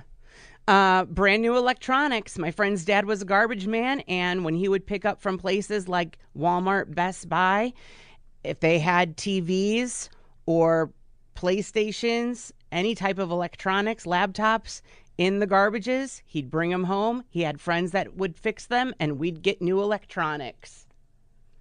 Not I've bad. known a lot of people that have done that. Yeah. Go dumpster diving and find stereos and TVs and stuff. Yeah. Hospital biohazard waste. I ran a large trash hauling company in Georgia for 3 years. I can't tell you how many times hospitals threw their bio waste out to save on disposal fees. It got so bad the landfill ended up reporting them to big fines. In this state, you can take a thing of syringes, and as long as it's in not a Sharps container, but a container that cannot be punctured, like a thing of laundry soap, you can just write Sharps and then throw it in the trash. Huh. How about that? Someone texted in, I work for Waste Management. It does happen often. Homeless and crackheads sleep in the cans that I pick up, and it is cray-cray. Yeah. So anyway, one man's trash isn't always another man's treasure. Overwhelmingly, you gave us garbage. Thought we'd do a little fill-in-the-blank news. I'll read part of a headline, leave part of it out. If you can guess the blank part correctly, good on you. First one, Mattel introduces blank Barbie doll. Mattel introduces blank Barbie doll. That's fun because they got so many different ones now. They've got prosthetic Barbie. They've got slightly overweight Barbie. Pregnant Barbie. Pregnant Barbie. I'm trying to think of the other Barbies that I've seen at the store. They think it's got a- handy-capable Barbie in a Yeah. wheelchair. Think it's a transgender Barbie? It wouldn't surprise me. We'll go with trannies. If you've seen the movie, you know Kate McKinnon is a breakout character in the movie. Weird Barbie, from the hit movie Barbie, is getting its own doll. The doll, inspired by Kate McKinnon's character, and is complete with a pink baby doll dress, short, spiky blonde hair, and pink and blue highlights, squiggly forehead line, and a circle around her eye. Announcing the doll on Instagram, Mattel wrote, "Barbie knows what it's like to play just a little too much." The Barbie movie has earned more than $1 billion at the global box office, making it the first film solely directed by a woman to ever cross that mark. Funeral Home is offering blank-themed coffins. Funeral Home is offering blank-themed coffins. I saw this and I thought, okay, come on now. I have no idea what you're talking about, so In good number of things. Sign. Marvel Barbie themed You nailed it. Nail in Well, the that- coffin. ruins the What would entire you- time limit that we have. What left would here, you want your coffin to look like? but Not Barbie. Well, neither would I, but that's what people are supposedly paying for. Barbie But you're not pink. Barbie fans. I am. Right. I love Barbie. But Sure. Do you have anything Barbie themed in your home? No. Okay, then Absolutely you're not. but that's the point, right? Yeah. is that it would have to be something you're a diehard for. Right. Mine be like cannabis themed or something like Yeah. that. PlayStation. Barbie Mania continues to sweep the world. One funeral home in El Salvador has boarded the Barbie bandwagon in a big way. The Alpha and Omega Funeral Home in Achapan is offering a pink Barbie-themed coffin for people who want to take their obsession with pop culture sensation to the afterlife. Each of the metal caskets is decorated with stars and features lining imprinted with pictures of Barbie. One of the spokespeople says, we have to jump on this trend, adding he's already sold 10 of the coffins. It's been a success. The coffin is the latest bizarre Barbie merchandise to be released in Latin America, which has also seen products such as Barbie lunchboxes, pink tacos and pastries, and even Barbie-themed airplanes. New Jersey, only state where drivers can't blank. New Jersey, only state where drivers can't blank. Drivers. Right. That's every state. Can't honk their horn. Okay. Yeah, noise ordinance. Can't. Can't get out of your car with a can of spray paint and spray paint the person behind you. Can't pass other drivers. Can't Okay. use the express lane. Okay. All those sound like good ideas. New Jersey is the only state in the U.S. where drivers can't pump their own gas. Huh. It comes as lawmakers in Oregon voted to end the ban on self-serve gas, and Governor Tina Kotek signed off on it, ending the state's 72-year ban. Gas stations across New Jersey have pushed for lawmakers to lift the ban, which has been in effect since 1949. They say self-serve gas would allow them to lower the price. Absolutely, yeah. I wonder why that's crazy. That's crazy. I thought, those days of somebody else having gas station attendants were pretty well over. Yeah. I haven't seen one in forever. There's one here in town. Is there? Yeah, Reed's over Oh, on... yeah, Reader's over there off of 15. Okay. But it costs you extra. And Of course it does. I don't like it, yeah. Blank are coming to Jeopardy. Blank are coming to Jeopardy. Nerds.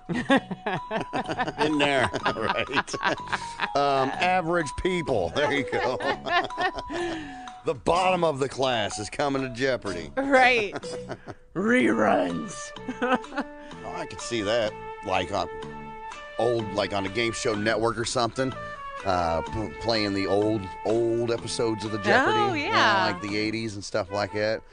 So we still get our taste of Alex Trebek and that wonderful stash. And the fro, man. Oh, yeah. When the new season of Jeopardy premieres, there'll be some changes as the writer strike continues. During an interview on the Inside Jeopardy podcast, that's a thing. Executive producer Michael Davies revealed that the show will use a combination of material from our WGA writers wrote before the strike, which is still in the database, and redeployed material from multiple seasons of the show. The new season will also have a second chance tournament showcasing players from the 2020-2021 season. Look for new episodes of Jeopardy to premiere in September. Okay. This strike is causing a lot of problems. I didn't know the writers wrote the stuff for game shows. I didn't either, but I guess it kind of makes sense. Somebody's got to write it. Yeah. So what are they going to do? That's why CBS is going to have Survivor. They're going to have Survivor, Amazing Race, and Big Brother on all at the same time. Right, because those don't require writers. Yes. Huh. Or actors. Right. So they will have them. That's never happened before. And we watch all three of those. And they're on so much. I don't know how we're going to keep up. That's a wife problem. Which makes it my problem. Almost half of Americans aren't eating enough blank. Almost half of Americans aren't eating enough blank. Fruits and vegetables. Green vegetables. Red meat. Oh, I think we are. Pastries. Americans aren't eating enough pizza.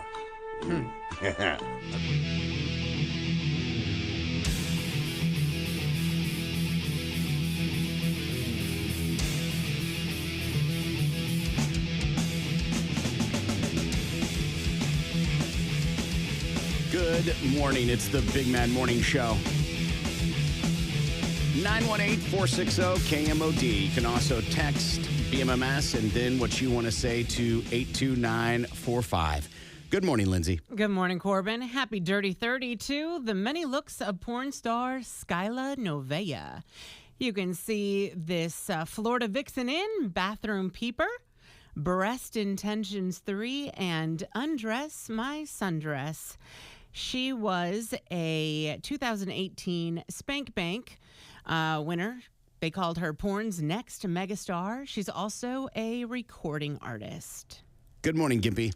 Well, good morning, Corbin. We just got our first keyword to rock the bank. If you didn't catch that keyword, it's okay. I'll tell you. It was grand, like the grand that you could be winning on this whole thing that we're doing as you rock the bank. If it doesn't work for you, you got other chances throughout the day. It goes on till 5 o'clock. All you got to do is listen for that keyword and then plug it in at the website that rocks, KMOD.com.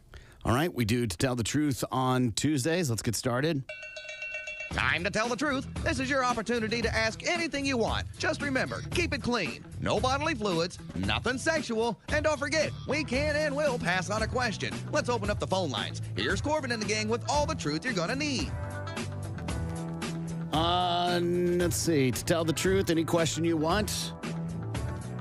Text that came in said, who would win in a fight?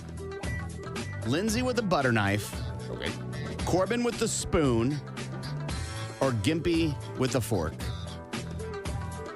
I always feel like a fork is a lot more dangerous than a butter knife or a spoon.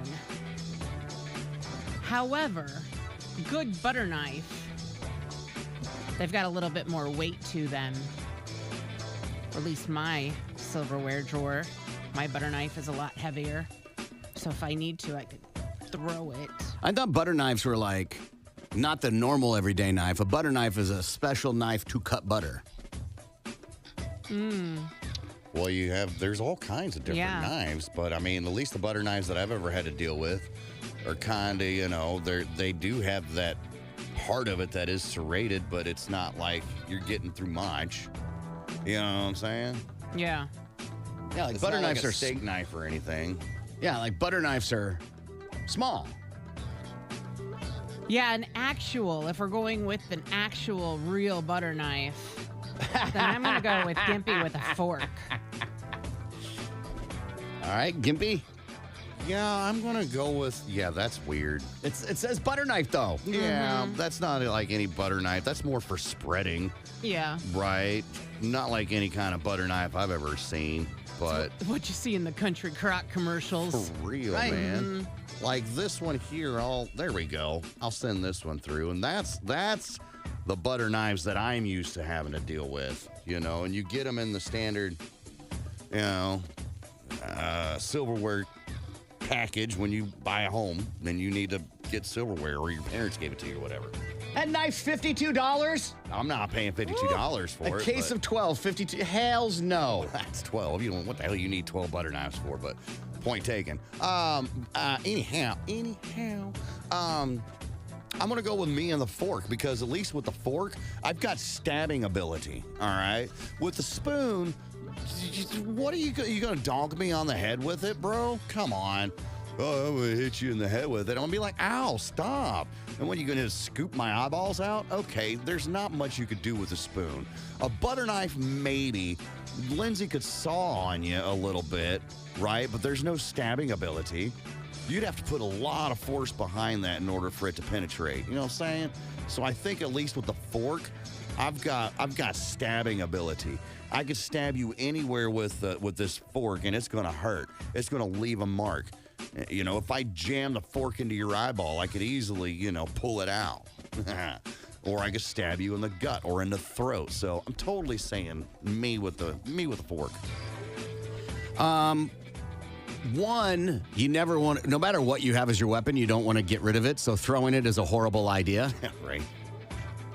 Knife, regardless of what it is, and fork definitely have stabbing or puncturing capabilities. But if whatever utensil I have, I'm using the other end. Okay, so use like the spoon part, the curved part as a handle. Correct. Gotcha. And I'm using it to maybe puncture you in the side, Right. maybe right in the cheek, maybe even up in the neck. Yeah. And so, Okay, I see where you're at. and I'm definitely letting you swing first. Mm-hmm. Because when you go around and miss, well, assuming you miss, that's an advantage point. So I could probably get 2 in before you could even swing back. Oh, yeah. So, but on who can win, I'm going to go with Gimpy only because of the puncturability of a fork. I think there's more. But then again, it could get stuck. True. And then you're like, and I don't know how well he can hold a fork. No offense. Well, I get it. I understand. Yeah, I'll still go with fork, though. So I'm going to go with Gimpy on that one. What celebrity would you like to see roasted next? Lindsay. Ooh. Kim Kardashian is a pretty easy target, probably. You didn't have to say Target. Hey, now. Yeah. Gimpy? Let's go with Ellen DeGeneres. Good one. Yeah. She seems to have, well, she had that squeaky clean image, right? Until, her employees started outing her. And I think that would be a fun one. I just saw it on the list here for another question, and that's Danny DeVito. Oh, that could be a fun one. Not to abrasive it, like it'll be funny. Mm-hmm. And I feel like he can take it. Yeah. That or The Rock. The Rock would be good. Arnold Schwarzenegger might be a good one, too. Because he had some, good movies and stuff, too, but he had a little bit of scandal, too, with the maid. He didn't have a little bit of Well, yeah. scandal. He had a massive scandal. Yeah, uh-huh. It ended his marriage Yeah, it For did. sure. to Maria Shriver. What's she doing lately? I saw her on Shark Tank pitching something. Really? Yeah, her son and his son pitching some idea. I think you can't. He's not Charlie Sheen, right? Like Charlie Sheen can weather some scandal. Right. Yeah. So I don't think that Arnold wants all of his dirty laundry aired that way. Where Charlie Sheen was like his brand. Yeah. I just want to do State Farm commercials in my own business. Dude, if you go down the rabbit hole of Arnold Schwarzenegger and the story on how he did what he did, it's about banging the it's maid? the American dream, not banging the maid. Oh. It's the American dream. He came here, pursued a thing, pursued another thing, pursued another. Like, Yeah. the amount of obstacles he overcame is just insane. And the stories behind Conan, Beastmaster, and all that, so good. It's worth the rabbit hole to go down. Mary Bang killed Danny DeVito, Bill Clinton, or Mr. Ed? Mr. Ed, as in the horse. Is there what would be the other Mr. Ed you're confused no with? idea. Okay. I just didn't know if there was another Mr. Ed. I'm gonna. Who's got more money? Danny Mr. DeVito Ed. or Bill Clinton? I'll Mr. marry. Ed?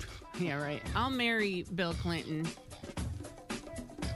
and I'll bang DeVito and kill Mr. Ed. Mr. Ed's probably already dead. Gimpy? You know, this is a tough one. Because here's my thought. I'd like to kill off Bill Clinton, right? Not for anything in particular, but I feel, kill him before he kills me, right? Yeah. But here's the thing, though. I feel if I killed him, then Hillary would just send somebody after me, or one other Clinton minion.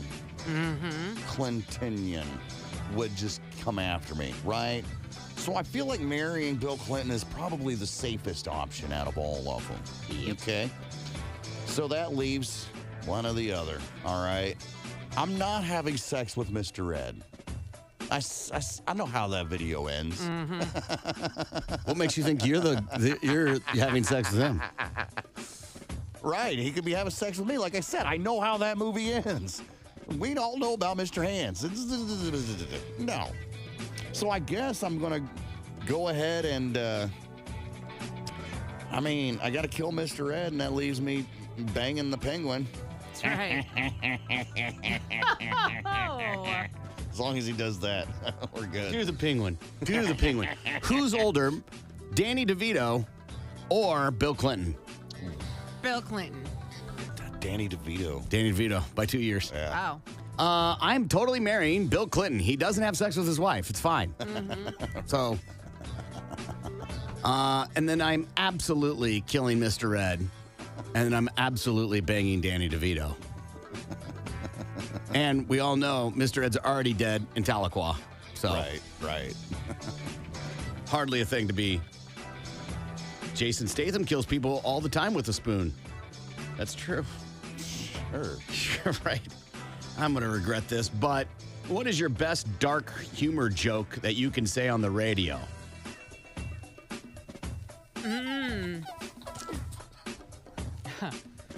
My grief counselor died. Oh, yeah? He was so good, I don't even care. Okay, Gimpy? Pass. Oh, you don't have one? Not that I can say on air. My wife and I went to a bar, and people were giving us all kinds of crap because of the age difference. Oh, yeah? You see, I'm 40, she's 21, calling me a pedophile, a creeper, just sick. And it really ruined our 11th anniversary. That's terrible. Who is your favorite author? Oof. All right, Lindsay. Right now, it's Colleen Hoover. Known from such great books as Verity, and It Ends With Us was one of her latest that is actually being turned into a movie, and with Blake Lively starring in it, and it's dropping this summer. I'm very excited about it. Gimpy. Me. I am the author of my own story. He don't read. I don't read. Except for directions, maybe. Even then. I'm going to say, I'm more of a topic guy than an author-dedicated guy. I'm going to go with the Rick Rubin book on creativity is ridiculously good. Okay. And a quick read, which I'm very grateful for. If you could pick any legendary radio personality to co-host the show, who would it be?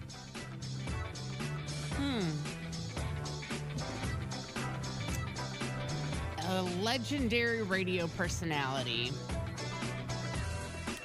Let's go with bring back someone from the dead and go with Casey Kasem to step in one day. Gimpy? I'm thinking Russell Brand. Yeah. He seems an interesting fellow. Okay. Yeah. That or Jamie Foxx. Because I just had to, quick Google search. I don't keep up with radio personalities except for the ones here. So I think, him or Jamie Foxx, I think would probably be the best. Jimmy Kimmel. Okay. Oh, yeah. Forgot he did radio. That's how he started. Yeah. Because you can't pick someone like Dick Clark, Right. If they were going, Howard Stern. Right. Right. It's not against them. Right. It's they don't know how to play backseat. right, Yeah. right. Watch an right. interview with Howard Stern with anyone. Uh-huh. He takes over the interview Oh, absolutely. because it's what he knows. Waylon Jennings did radio before he moved over into country music. Sure. So I'm taking my picks back. I'm going Waylon. I'm going to take my pick back, too, and go with Phil Hendry because Who? Phil Oh. Hendry. Who? Phil Hendry. Oh. I don't know that guy. I loved watching him when he would video his phone calls. I Oh. loved that. Crazy human being. Yeah. Like he's insane. I know what you're talking about now. Yes. Yeah, a little. Did you see the latest on Russell Brand though? How he's getting sober and Again? again, and he just got baptized. Sure. Well, this time it'll stick. He's been cleansed. Right. Right. This time it works. Yeah. We wish him luck. Yeah, absolutely. Good luck on all your journeys and future endeavors. Last book you got, Lindsay. You got to think, Gimpy. You got to come up with one. Last book you got, Lindsay. It Starts With Us is the next part of It Ends With Us from Colleen Hoover. Okay. Part 2. Gimpy. I believe it was called Noah, and it was a book my daughter gave me 7, 8 years ago, something like that, a long time ago. I've still got it somewhere. What's it about? I have no idea. I never read it. That's a fun topic. Yeah. What, books you don't read? I've No, got a that are long list that are of them. gifts. Oh, okay. Oh, yeah. The Righteous Mind, and it is a book about morals and why people do what they do, just not in America, but across cultures. And is it possible for one person to know everything? Obviously, the answer is no. And if they don't, then what are you wrong about? Yeah. Mm-hmm. What's your best advice for high school graduates? For high school graduates.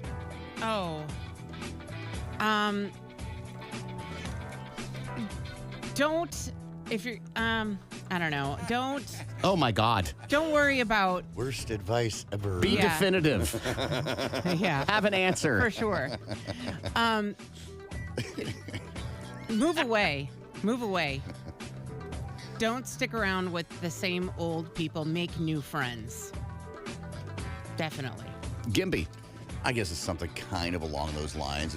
Get out and have as much fun and explore as humanly possible before you decide to settle down, i.e. go backpack Europe, move to another state, something to that effect. Go to as many music festivals as you want, all right? Because the moment that you settle down and you get married and you have the kids, life is over, and all those fun times, they just change into different kinds of fun times.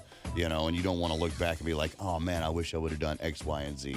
So get out and have as much fun before you settle down. Yeah, I think both those are good.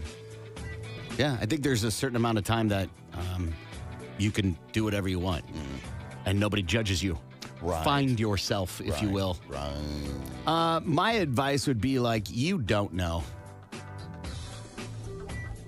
You don't know. But these are teenagers, Corbin. They know everything.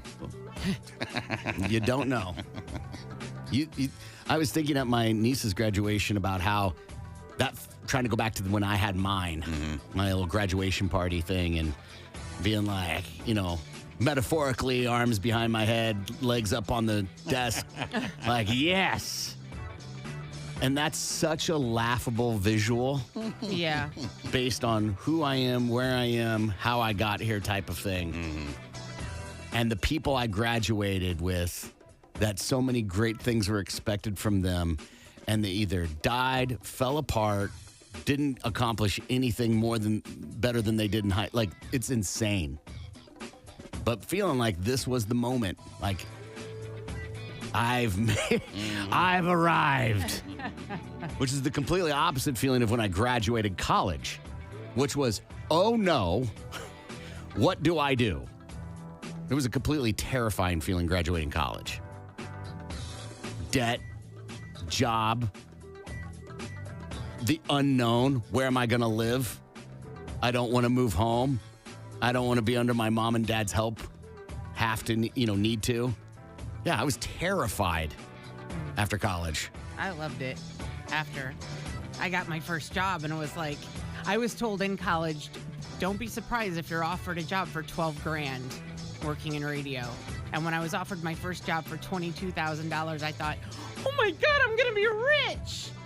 Well, and I'm doing it. My mom and dad were scared that I was going to actually have to move home with them. And I was like, no, I'm on my way. I'm leaving. I'm leaving. rich, Yeah, bitch. I'm leaving Minnesota. I'm going to South Dakota. What year did you graduate college? 2001. And somebody told you were going to make $12,000. Yeah, and I thought, what an the idiot. hell am I doing? You would have never made $12,000. No. No, that's not a salary offer. Right. In 2000 for radio? Yeah. Now 20 or 18, totally. Maybe. Yeah. But 12, Right. $1,000 a month. Right. I guess it's possible in South Dakota. I don't know what the cost Yeah, of living maybe is if it was like an overnights job or something. I worked overnights and I got paid like 18. That's awesome. No, it's not. All right, we got to take a break. We'll be back. Tulsa's Morning Show. That's pulp, essentially, right? Yeah. I just don't know if I want to live in a house that's made of pulp and Siemens. Flights from Chicago to Hamburg will only take 18 hours. I've never flown from Chicago to Hamburg, so I do not know. I think it's like 8 or 10, maybe. Okay. Newspapers will have been out of business for 50 years. Wow. I mean, They didn't get the, they're half right. Yeah. Private kitchens will disappear. Private kitchens. Yeah, they're citing articles, by the way. I'm reading from an article. Okay. The private kitchen will disappear. Tomorrow's food will be seasoned and prepared by chemical formulas. Hello, Fresh. Which will preserve the freshness of fruits and meats, rid them of indigestible qualities, and send them to the table ready to use. Instead of sauces that merely cozen the palate, we shall have delectable blends of concentrated vitamins, calories, ferments, and tissue tonics. Ew. I mean, we have all that now, right? Yeah, we do. Look at like Frank's. Yeah. That is a tissue tonic, Okay. if you will. The tissue of your tongue. I got it. Okay. Cancer will be eradicated. I wish. Cancer, tuberculosis, infantile paralysis, locomotor ataxia, and leprosy will be eradicated. I don't think any of those are eradicated at all whatsoever. I mean, we pretty much handled tuberculosis pretty Yeah. well. Yeah, I'm sure we got a good And handle on leprosy. leprosy. I think leprosy's, Yeah. But there's still places in the world. When you say eradicated, I'm thinking it's like gone completely from the world, nowhere around it all whatsoever. Now, I'm sure there's third world countries where TB's still a thing, where leprosy's still a thing. War will be wireless, and we might have telepathy or telepathy. I like telepathic idea, but I mean, wireless, think about it. War is Cyber wireless. It is yeah. wireless, yeah. People will communicate using watched-size radio telephones. Wow. Watched size radio I can answer the phone on my watch. Yes, I can you answer the can. phone on mine. How fun are those, huh? Yeah. So they weren't too far off. Now, here's the problem with a thread like this. Where's the ones that were way off? Right, of course. Right? Of course. But they don't want those. Those aren't as interesting. And they're only showing by 2023. I can't cite what year that came out of. Yeah. Right. It's just whatever the thread. Again, anything on the internet, man, you might as well just go with not true. Right. You're like, that might be true. Probably not. Might be. Right? I was in a little Twitter conversation with somebody about the Twitter files. And yeah, there's definitely some corruption being illustrated in those files. But one, Elon Musk picked which articles to release. Two, picked the reporters to have go through them and release them. And he's hardly the most honest individual. And corruption, being in corporate America, is hardly a gotcha moment. Right. It's kind of been going on for a long time. Yeah. Rugby player loses his favorite testicle in freak accident. Jack Johnson is the guy's name. Making banana pancakes. Not to be confused with the singer. He's a rugby star with the Newcastle Thunder over in England, and he was violently, he violently lost something extremely close to him in what he calls a freak accident during training. His favorite testicle, which is the left one, reportedly exploded after taking a direct shot from a knee. It had to be removed. This isn't the first time this has happened in rugby. No, that's It a happens a violent lot. sport, man. It happens. And I guess they don't wear cups or only pussies do, I guess. I don't know. So I do jiu-jitsu, right? And I wear a cup, and I can tell it annoys some of the guys. Why? Because when they kick you, it goes donk.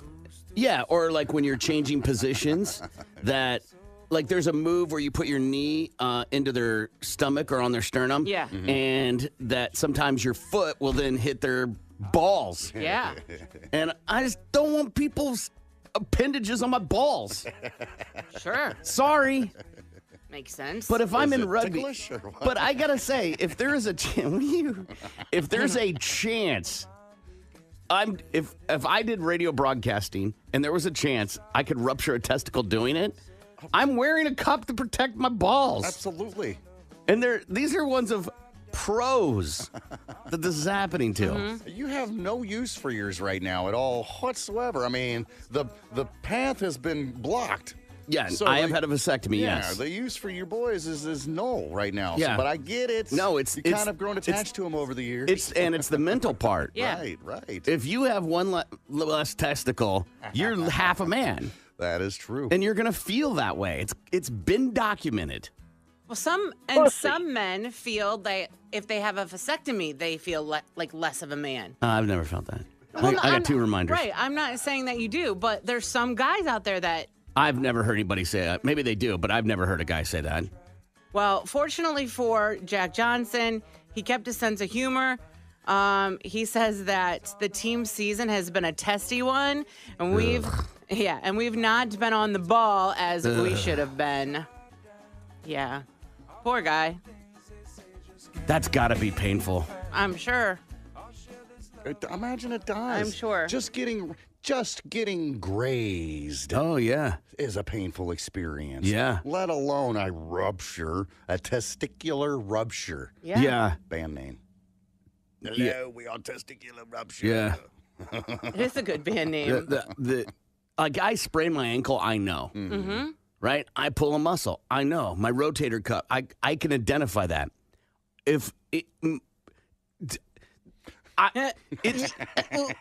It's just painful. That's all I can identify. That's it. It's my testicle. It's painful. Full stop. Mm-hmm. That's it. Nothing Right? more, nothing less. Classic Eddie Murphy, man. Guys get hit in the balls if it's just you barely graze it. Guys will go, "But did that just hit my?" Ah! Is that like when you get it twisted? When one gets twisted? Like, Oh no, that's a different thing. That can happen while you're sleeping. yeah, that happened to a kid in school, in elementary school. Yeah. And he had to have it removed, I think. It typically, if it can't be, which it's weird to say this with you're using a child reference, is Yeah. it has to be massaged, Oh. but a surgery sometimes is necessary to untie it. Testicular torsion Yeah. occurs when the testicle rotates, twisting the spermatic cord that brings blood to the scrotum. Reduced blood flow causes sudden and often severe pain and swelling. Testicular torsion is most common between the ages 12 and 18, but can occur at any age, even before birth. So Wow. like what happened is like a Karen went to God and was like, "Hey, this feels hardly fair. Yeah. Once a month I'm bleeding. I got to carry a kid and grow an organ inside me and then dispose of it. Can we even this out?" And he's like, "I could tie his balls in a knot for a 6-year period." Right. Like you gotta Maybe. give him something to worry about. Please. I'm good. 918-460-KMOD.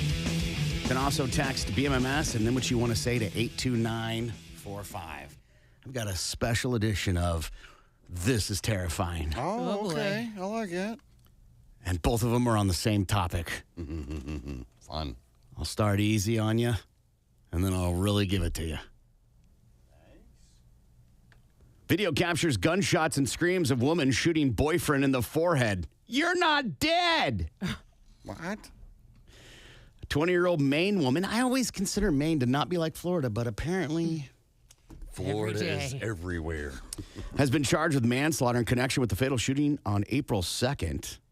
Surveillance video captures the chilling audio of the incident. Olivia Babin allegedly shot and killed her boyfriend by holding a gun to his forehead and saying, "Oh, don't think I will," before pulling the trigger and firing the fatal shot. Shot was witnessed by at least 2 other people. In a Nest camera surveillance video, the gunshot can be clearly heard, followed by a woman's voice screaming, "Oh, fudge." Not fudge. The panicked woman then repeatedly screams, "You're not dead, you're not dead," at least 7 times. I didn't know it would go off. In the movies, it's different. The video is part of the evidence to convict this woman. During her bond hearing, the assistant attorney general told the judge that police interviewed her at the scene and that she lied to them about what happened. During the initial police interview, she allegedly told cops that another friend had argued with him about a woman. She claimed to have heard a loud bang and witnessed the friend fleeing the scene. The friend told cops a different story, alleging it was her who retrieved the 9mm handgun from the bedroom. Then she allegedly held the gun to his head before pulling the trigger, and he slumped to the ground. According to the police department, she allegedly changed clothes after the shooting and threw the handgun in the river. Then she called 911. They rushed him to a nearby hospital where he was pronounced dead. The motive for the shooting is unknown, but the friend claimed she was trying to scare them. The gun did not have the magazine in it, but there was still a bullet in the chamber. Damn. Let's just go ahead and say this. There always is. Yeah, you always assume that it's loaded. There always is. Mm-hmm. Then it was claimed in court that alcohol and drugs had been used the night of the incident. She's being held on a $100,000 bond. She has not entered her plea, and her attorney has not returned any comment for any comments. Terrifying. Yeah. Well, I just wanted to scare her. I just want to shake him up a little bit. Yeah. Right. Anybody puts a gun near me, I'm freaking out. Absolutely. You don't know if it's loaded or not. I don't know if the whole stay calm thing is going to work for me if a gun's near me. Because guns kill people, so I'm going to be pretty panicked. Mm-hmm. It's all good. We're all fine here. Oh, God, what are you doing? So that's terrifying. So is this. Mom made son 3 say goodbye to daddy on camera before shooting him dead in a murder-suicide. Oh, my God. I said I was going to go hard on the second one. A Texas mom told her 3-year-old son, say goodbye to daddy on camera moments before she shot the boy in a ditch and then turned the gun on herself a day before she was due in court for a custody hearing with her ex-husband. God, so what? She was losing. If I can't have him, nobody can? That was exactly her name. Savannah, if you can't have him, no one can, Krieger. What? And her son, Caden, were found dead with gunshot wounds to their heads at a park on March 19th. But authorities have spent weeks piecing together the final hours as they probe the murder-suicide. In the hours before the slayings, authorities say that she shot at her old wedding photos, trashed her ex-husband's home, and taunted him with a slew of FaceTime videos and texts, warning him, you won't have anything at all by the end of the day. The grim ordeal started to unfold when she left work on the afternoon of March 18th and headed straight to her ex's home while he was at work. After damaging the ex's furniture and some personal items, she then drove to her own home, where cops later found her wedding dress and portraits laid out on the bed. We believe that she fired 2 shots into her wedding portraits. Subsequently, picked up her son from daycare and then started inundating the father with the harrowing messages, according to authorities. Quote, you don't have anything to go home to now. You really don't, she said on one FaceTime. Another one, you won't have anything at all by the end of the day. The final text, say goodbye to your son. 21-second video recovered from her phone showed her and her son sitting in the ditch at the park where their bodies would be discovered. In the clip, authorities said the mom told her son, say goodbye to daddy, before she apologized to the boy that his father wasn't there and then kissed him. Phone records show that she then looked up videos of children's cartoons on her cell phone while they were sitting in the ditch. Damn. The video does not, there's no video of the final shooting, but it's pretty clear, according to the sheriff's office. The bodies were discovered 19 hours later. All to get back at her ex. Medical examiner quickly labeled the 2 deaths as murder-suicide. Authorities at the time had also revealed that the little boy was at the center of a custody battle. She had filed for divorce and a temporary restraining order against her ex on March 7th. The couple were due in court March 19th, the day the bodies were discovered. Greedy bitches. I mean, I don't know if it's a bitch's part, but I understand what you're saying. Yeah. Greedy people. Yeah, sure. Hey, Bitches. Some would argue it's love. And I know that sounds twisted, but some would argue that they loved them so much the idea of not getting every day with them is too much. Yeah, sure. I'm not saying that's normal. Right. I'm not saying that you're a sane person if you think that. I'm just saying some people believe that. I don't even think it was about her son at all. It was about her ex. Exactly. I mean, shooting up the pictures and her wedding photos and all that. Sounded like It was about ruining his life. It wasn't about her not having her son. right. It was all about ruining his life. Right. I think it's easy after the fact to say stuff like that. I don't think he cared about her wedding dress or picture, so it didn't hardly bother him. Right. No, it was. No, but it all bothered of her. Yeah. Right, It was so- all her crazy. Yeah. But that's what I'm saying. You're implying that it was to get back at him. He doesn't care about the dress. From the beginning, she was dealing with something. Right. She was losing her family, her relationship, everything Yeah. was just going to hell. Yeah. And to me, it sounded like she got pissed drunk one day and everything just weighed on her at one time. And she took her gun out and, she shot the wedding photos a couple of times. I mean, you son of a bitch. And then, did whatever the wedding dress. She's like, you know what? I'm going to show him. And then realizing that, I can't kill him. I'll go to jail for that, and I don't want to do prison time. What's the next best option? Well, I could kill myself, but then that means he would get the kid. I don't want to have a kid because he doesn't want me, so why would I let him have anything? I know what I got to do. Okay. I mean, I love your drunk voice, but you don't have to be drunk to have those thoughts. No, absolutely no. No, you don't. But yeah, that's just a picture that I painted in my head as you were telling the story. And not as terrifying, but also terrifying. There was a video that circulated 2 days ago, and Lindsay and I watched it, of this preacher giving his sermon to his congregation, if you will, and making just it felt like a normal sermon. And in this, then at the end, he mentions that his wife had killed herself the night before. Oh, no. And he's like, it's all good. I'm going to take a few days, blah, blah, blah, blah. And people were shocked, of course. As they should be. Yes. Then the story starts unraveling. They had been separated for a while. He says she had a drug problem and was not mentally stable. He doesn't believe in divorce. So he killed her.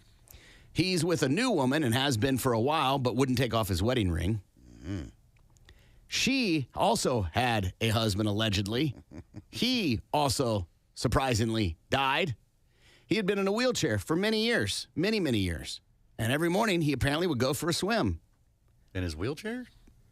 People in wheelchairs can go for swims. They have that arm thing on the side. Right. And I don't know how disabled he was. I know people in wheelchairs that can walk, DJ. Right.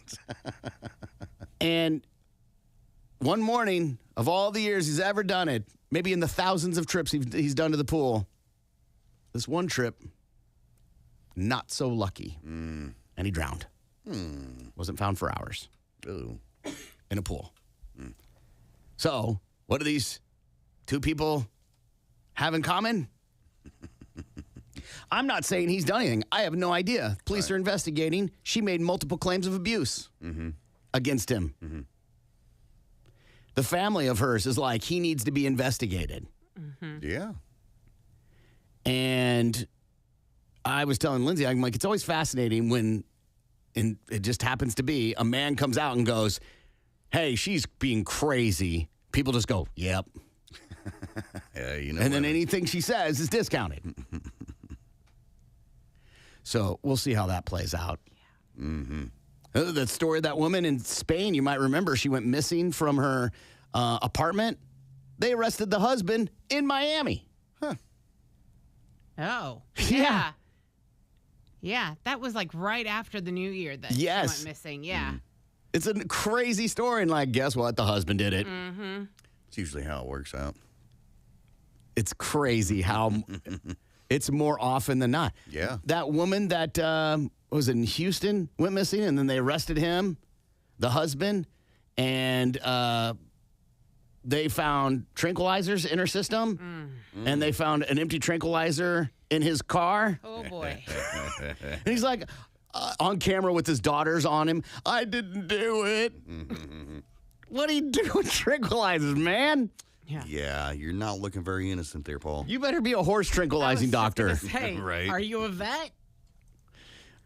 Even if he is, it even makes it more sus. Uh-huh. Right, because he has access to the drugs that Exactly. killed his wife. Are you just relentlessly giving horses, Special K and then Right. ditching it in the passenger seat like I do my tissues? All right, we got to take a break. We'll be back. Let's rush. More of the Big Mad Morning Show. Call an actual spa that. Right, the health center. Supreme Heights, Day Spa or Corbin. Dispensary. Corbin. That is a dispensary. Corbin would be correct. All right, so we're looking at 8 to 5, Lindsay. Okay. All right, we're down in the home stretch of this thing. All right. The Enchanted Cottage, Day Corbin. Spa or Dispensary. Corbin. That is a dispensary. Corbin is incorrect. That is a day spa. Why are people calling here asking if we have weed? Got any specials on an ounce, man? It's called Enchanted. Wildflower, Day Spa Corbin. or Dispensary. Corbin. That is a dispensary. That is incorrect, Corbin. Wildflower is a day spa. All right, Clover Patch, Tulsa, Day Spa or Lindsay. Dispensary. Lindsay. Dispensary. Lindsay would be correct. What's the score? 6 to 8, Corbin's Okay. lead. All right, The Merry Mind, Day Spa or Lindsay. Dispensary. Lindsay. Spa. Lindsay. The Merry Mind is a dispensary. All right, The Relax Station, Day Spa Corbin. or Dispensary. Corbin. That is a spa. That is correct. Corbin is up 9 to 6. Path to Wellness, Day Spa or Dispensary. Lindsay. Lindsay. Dispensary. Lindsay, Path to Wellness is a Oh, day I'm spa. sorry. I thought you said packed. Oh, yeah, was that the wellness. problem? No, I thought you said packed. Sure, yes. Let me enunciate a little bit more, shall we? All right, let's see here. Heirloom, Day Spa or Dispensary. Heirloom, Day Spa or Dispensary. Corbin. Corbin. That's a dispensary. Corbin, Heirloom is a day spa. You're still in the lead, 9 to 6. He's okay. Tulsa Garden, Day Spa or Dispensary. Lindsay. Lindsay. Day Spa. Spa or Dispensary. The Tulsa Garden is a day spa. Good job, Lindsay. Score. We're looking at 9 to 7, Corbin's lead. Bella Roma Medical, Day Spa or Dispensary. Corbin. Corbin. Dispensary. Corbin, Bella Roma Medical is a day spa. Stonebrook, Day Spa or Dispensary. Lindsay. Lindsay. Spa. Yes, you are correct, Lindsay.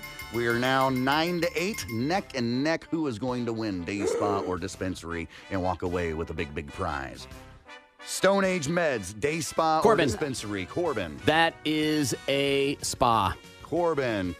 The Stone Age Meds is a dispensary. Uptown Wellness, Day Spa or Dispensary. Corbin. Corbin. That is a spa. Corbin. Uptown Wellness is a dispensary. Really? We only got 2 left here. Okay. All right. So we got a chance to tie it and a breaker if we can do this. All right. Pura, Day Spa or Corbin. Dispensary. Corbin. Dispensary. Corbin is correct. Pura is a dispensary, puts him with the win, 10 to 8. I'll go ahead and give you the last one, see if you can guess it. Stonebrook, Day Spa or Dispensary. Lindsay. Lindsay. Spa. Lindsay would have been correct, which wouldn't matter because it's 10 to 9. Corbin is the big winner. Congratulations, Corbin. What'd I get? You want to know what you got? Yeah. My friend, I tell you, you have won my leftover potatoes. That's right, Corbin. I had dinner last night. I love it. That's awesome, man. I'm actually kind of hungry, so I think that's a fantastic This is gift. perfect. And you're not a horrible cook. No. So that's great. But, I just think it's just an honor to win. So I'm going to go ahead and give it to Lindsay. She put in a valiant effort. Listen, And, Corbin, I just appreciate the competitiveness. And, I'm just one guy on a team, and we're just a team trying to make the thing happen. And, it's an honor to be a part of the Ford Truck Series and anything I can do to make this Hilton Hotel team do the best they can.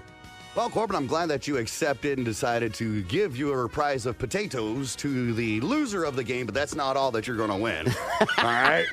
So not only do you get my leftover dinner from last night, my potatoes and a little bit of steak with some cheese on top, I'm also going to hook you up with a 6-pack of Twisted Tea.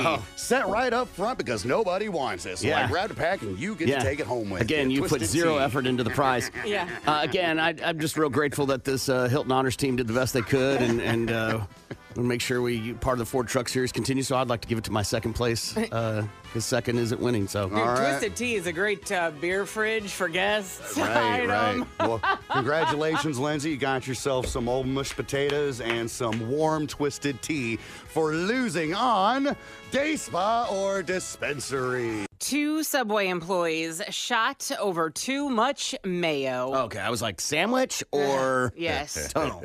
In Atlanta, police responded to a shooting at a Subway location inside of a Circle K. Reportedly, a customer became irate when too much mayonnaise was. You get a chance to go look at the photos of the Hampton Inn in Bartlesville. Like 2x4s stuck in the side. Yeah, tornadoes will do that. All right, Lindsay, what'd you learn today? I learned about the Hereford House Steakhouse, where you pay for the steak, but the bodily fluids are on the house. And you shouldn't feel bad about creating your dog to have sexy time with your wife. It's just 2 minutes after all. Unless, of course, you do it doggy style, then that's 14 minutes your dog is locked up in its crate. Gimpy, what'd you learn today? It's funny how we're both kind of, same thing there, but not really. Does it last longer for doggy? Is that what you're implying? Yes. Okay. Dog years, 7 times 2 is 14. There you go.